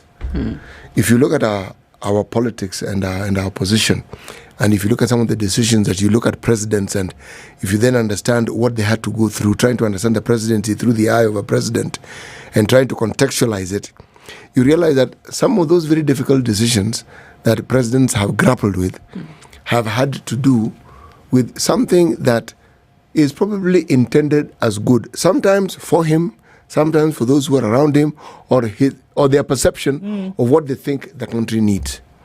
But every once in a while, you find the country is put in a position where they have the opportunity to reset. And a country that has that opportunity is a very fortunate country. And we are one such fortunate country. Because other countries don't have this latitude to reset. Don't have an opportunity to do so. Don't have the freedom of speech. Don't have the freedom of assembly to then be able to come out and say we're calling out a president on certain things, and we ask you to toe the line. And more importantly, a president who even responds. See? It's true.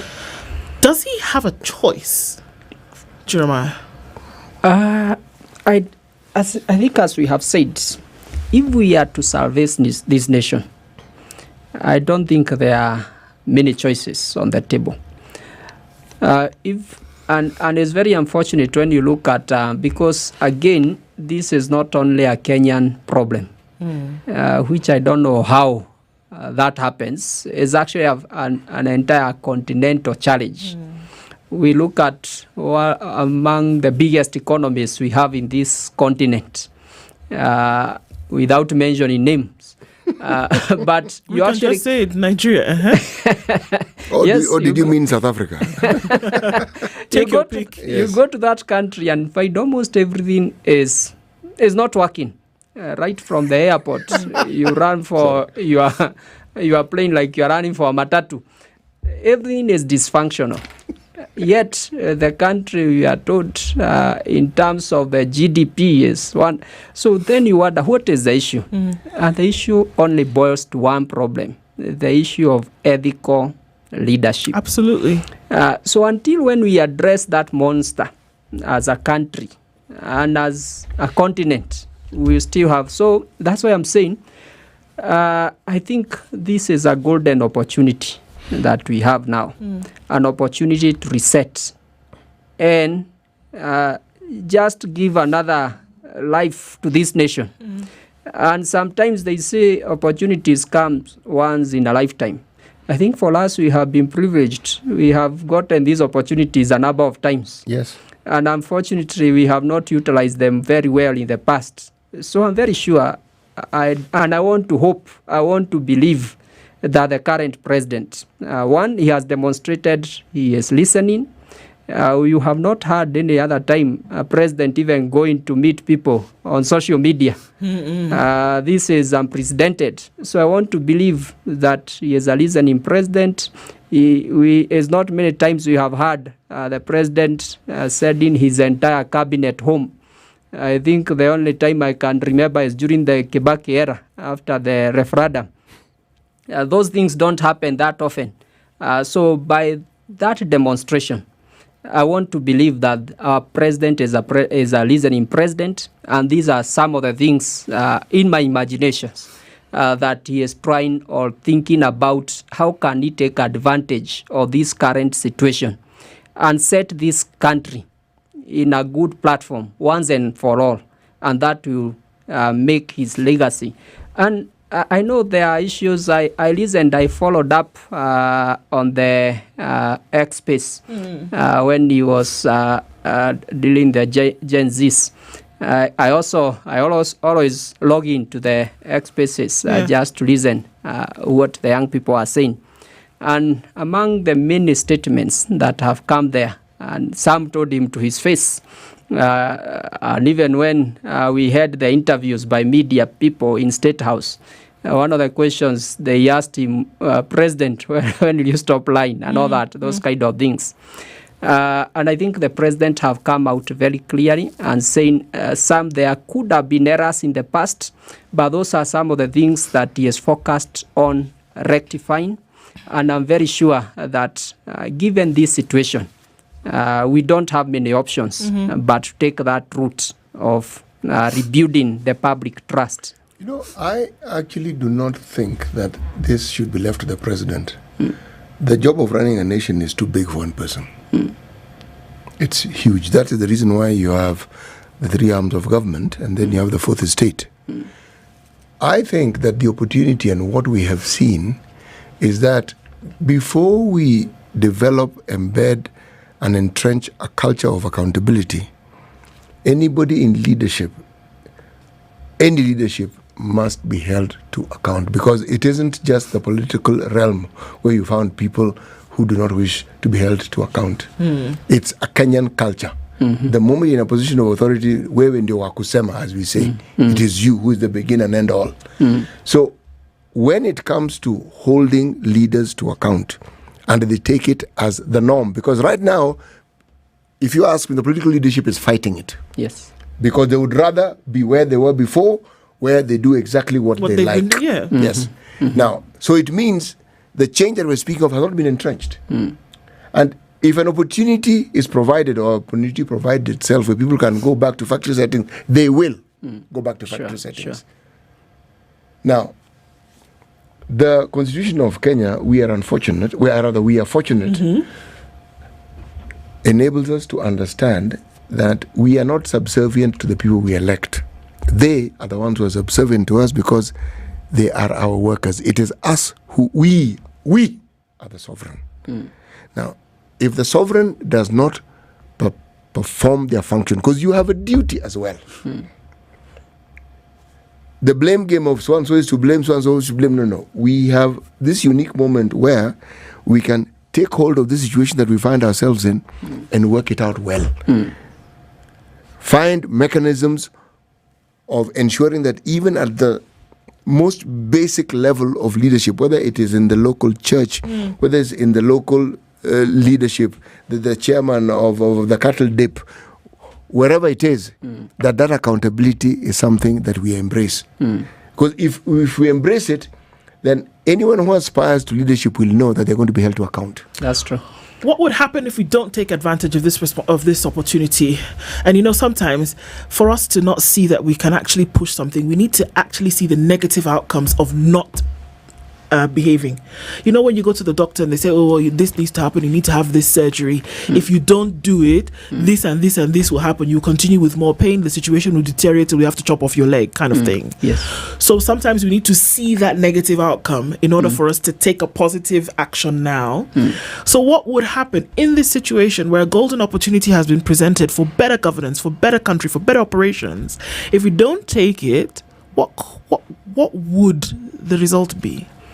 I think it's very clear, and it has been mentioned by many people, and I have listened, even the president himself previously, addressing some of these challenges and where we are headed and what we must do. Very many government officials. I think sometimes the only challenge is that and that is what bedevils this country. We know what needs to be done, but doing it sometimes become a bit of a challenge for some reason. Because if we don't do that, the current generation that we are dealing with, that is in the street, we are talking of people, most of them below 30 years. They are below 30 years, most of them. Okay, it may pass, and we go to another election, we go back to our tribal issues and all that, but that is not the end of it. We'll keep on having this challenge year in, year out. The biggest risk that we face is going to be a failed state where we have, when you look at what happened on Tuesday, for example, the demonstrations that happened, you look at Kitengela, that clearly tells you, when you follow some of those things, you actually see there are people who are peaceful demonstrations, we are in peaceful demonstration, very genuine, but again, the others who took advantage of that, you are heading towards lawlessness as a nation. So if we don't address this issue, because we have a youthful population, and this youthful population, there are people who are frustrated. Somebody have done a degree, 4 years. They don't have a job. They are educated, and they don't have a job. I saw one of the young people on the social media saying, because we don't have a job, we don't have jobs. Our job is to demonstrate. Now that's the situation we are in. That there are people. I saw also another one on social media say, some of us, we don't have a job, we don't have a wife, we don't have children, we don't have companies to worry with. So even if I die, actually one went ahead to say that I have even attempted suicide a number of times. So if you kill me, you have just assisted me. In this that misery. is a kind of desperation, and you don't want to be in a situation where the majority of your population, they don't care whether the country burns, whether you kill them, they don't care. So I'm not seeing many options. We have to get to that conversation and address. And the reason I don't want again to use the word conversation a lot, because it's not even a conversation. It's just picking what we already know should work, because we know it. We have constituted many task forces, committees, commissions. There are reports piling up. Actually, some of the countries just come to Kenya and collect our recommendations and go and implement them. And those recommendations work for them. It's just a matter of picking what can work, what we need to revisit. Do we need to relook at our governance? Is it too expensive to sustain, for example, which I honestly think it is. We need to look at some of those so that we are able to relieve some of the resources from supporting a few. When you look at our wage bill, for example, and you hear what percentage of the taxpayers goes towards paying less than 1 million people in the public service, we need to relook at some of those things. Otherwise, if we don't, we are headed towards a failed state, unfortunately. One of the best, in my opinion, economists in this country, Dr. Abraham Rugo, had mentioned that, what we actually need to do, that we don't need to romanticize this thing. That people just actually need to get it together, put themselves in a room, because you have these experts. Yourself. We have economists. We have people who understand this thing. Put them in a room, sort out this issue and present it back and say this is the way in which it needs to be done. We don't have to make it a tears and love story kind of thing. It's black and white, it's brick and mortar. It needs to just get done. Do you think, even as we wrap up, Jeremiah, that the president, in his unique position right now, not just as president, but somebody who can actually deliver, this renaissance, this birth, to deliver this baby of a new way of doing things in this country, in the position in which he sits, does he understand, or shouldn't he understand, that, I can play on the politics, but I've actually got to play on the side whereby it is absolutely 100% necessary for me to incorporate all these things that we've talked about in the last 1 hour? Yes, I believe he can, because there comes a time when you decide, because maybe you are thinking a lot about how do you get re-elected and all that. But we are in a situation where even finish in 5 years is becoming a problem in the current situation that we are in. And therefore, the hard decisions that have to be made is how to bring back the country. Right. Is how to have a sustainable country, because we may not even have a country in 5 years' time, even to hold those elections, if we don't address some of the issues. And as you have mentioned about experts, I agree with you. We need to look at, even as we think about the reconstitution of cabinet, could we also have cabinet secretaries who are actually members of professional bodies who can be held accountable also by their, so we have as a requirement, legal requirement, you are cabinet secretary for roads. One of the requirement is that you must be a member of the engineering association.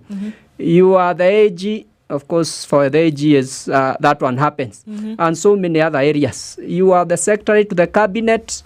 There is a professional body for certified secretaries. Yes. You must be a member of the Institute of Certified Secretaries. You are the cabinet secretary responsible for HR matters. You must be a member of IHRM, so that you are also held into account by your own professional bodies, professional ethics and all that. So an answer to what you have asked, yes, the president is able to do that. And I believe that he will do, because I don't foresee us having many options unless we do what needs to be done. Should he cut down the cabinet to the minimum of 14?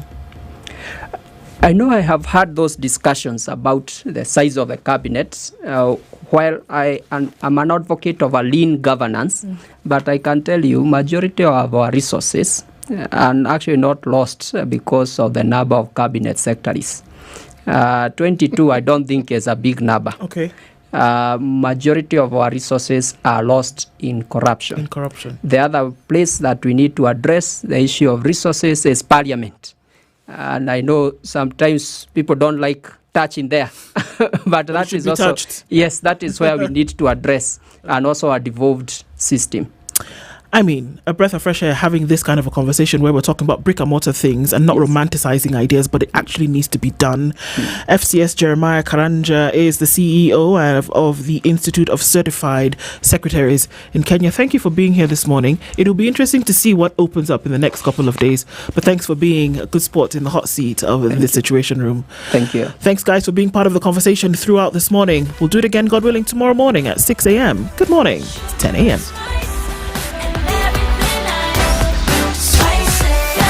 Spice up your life.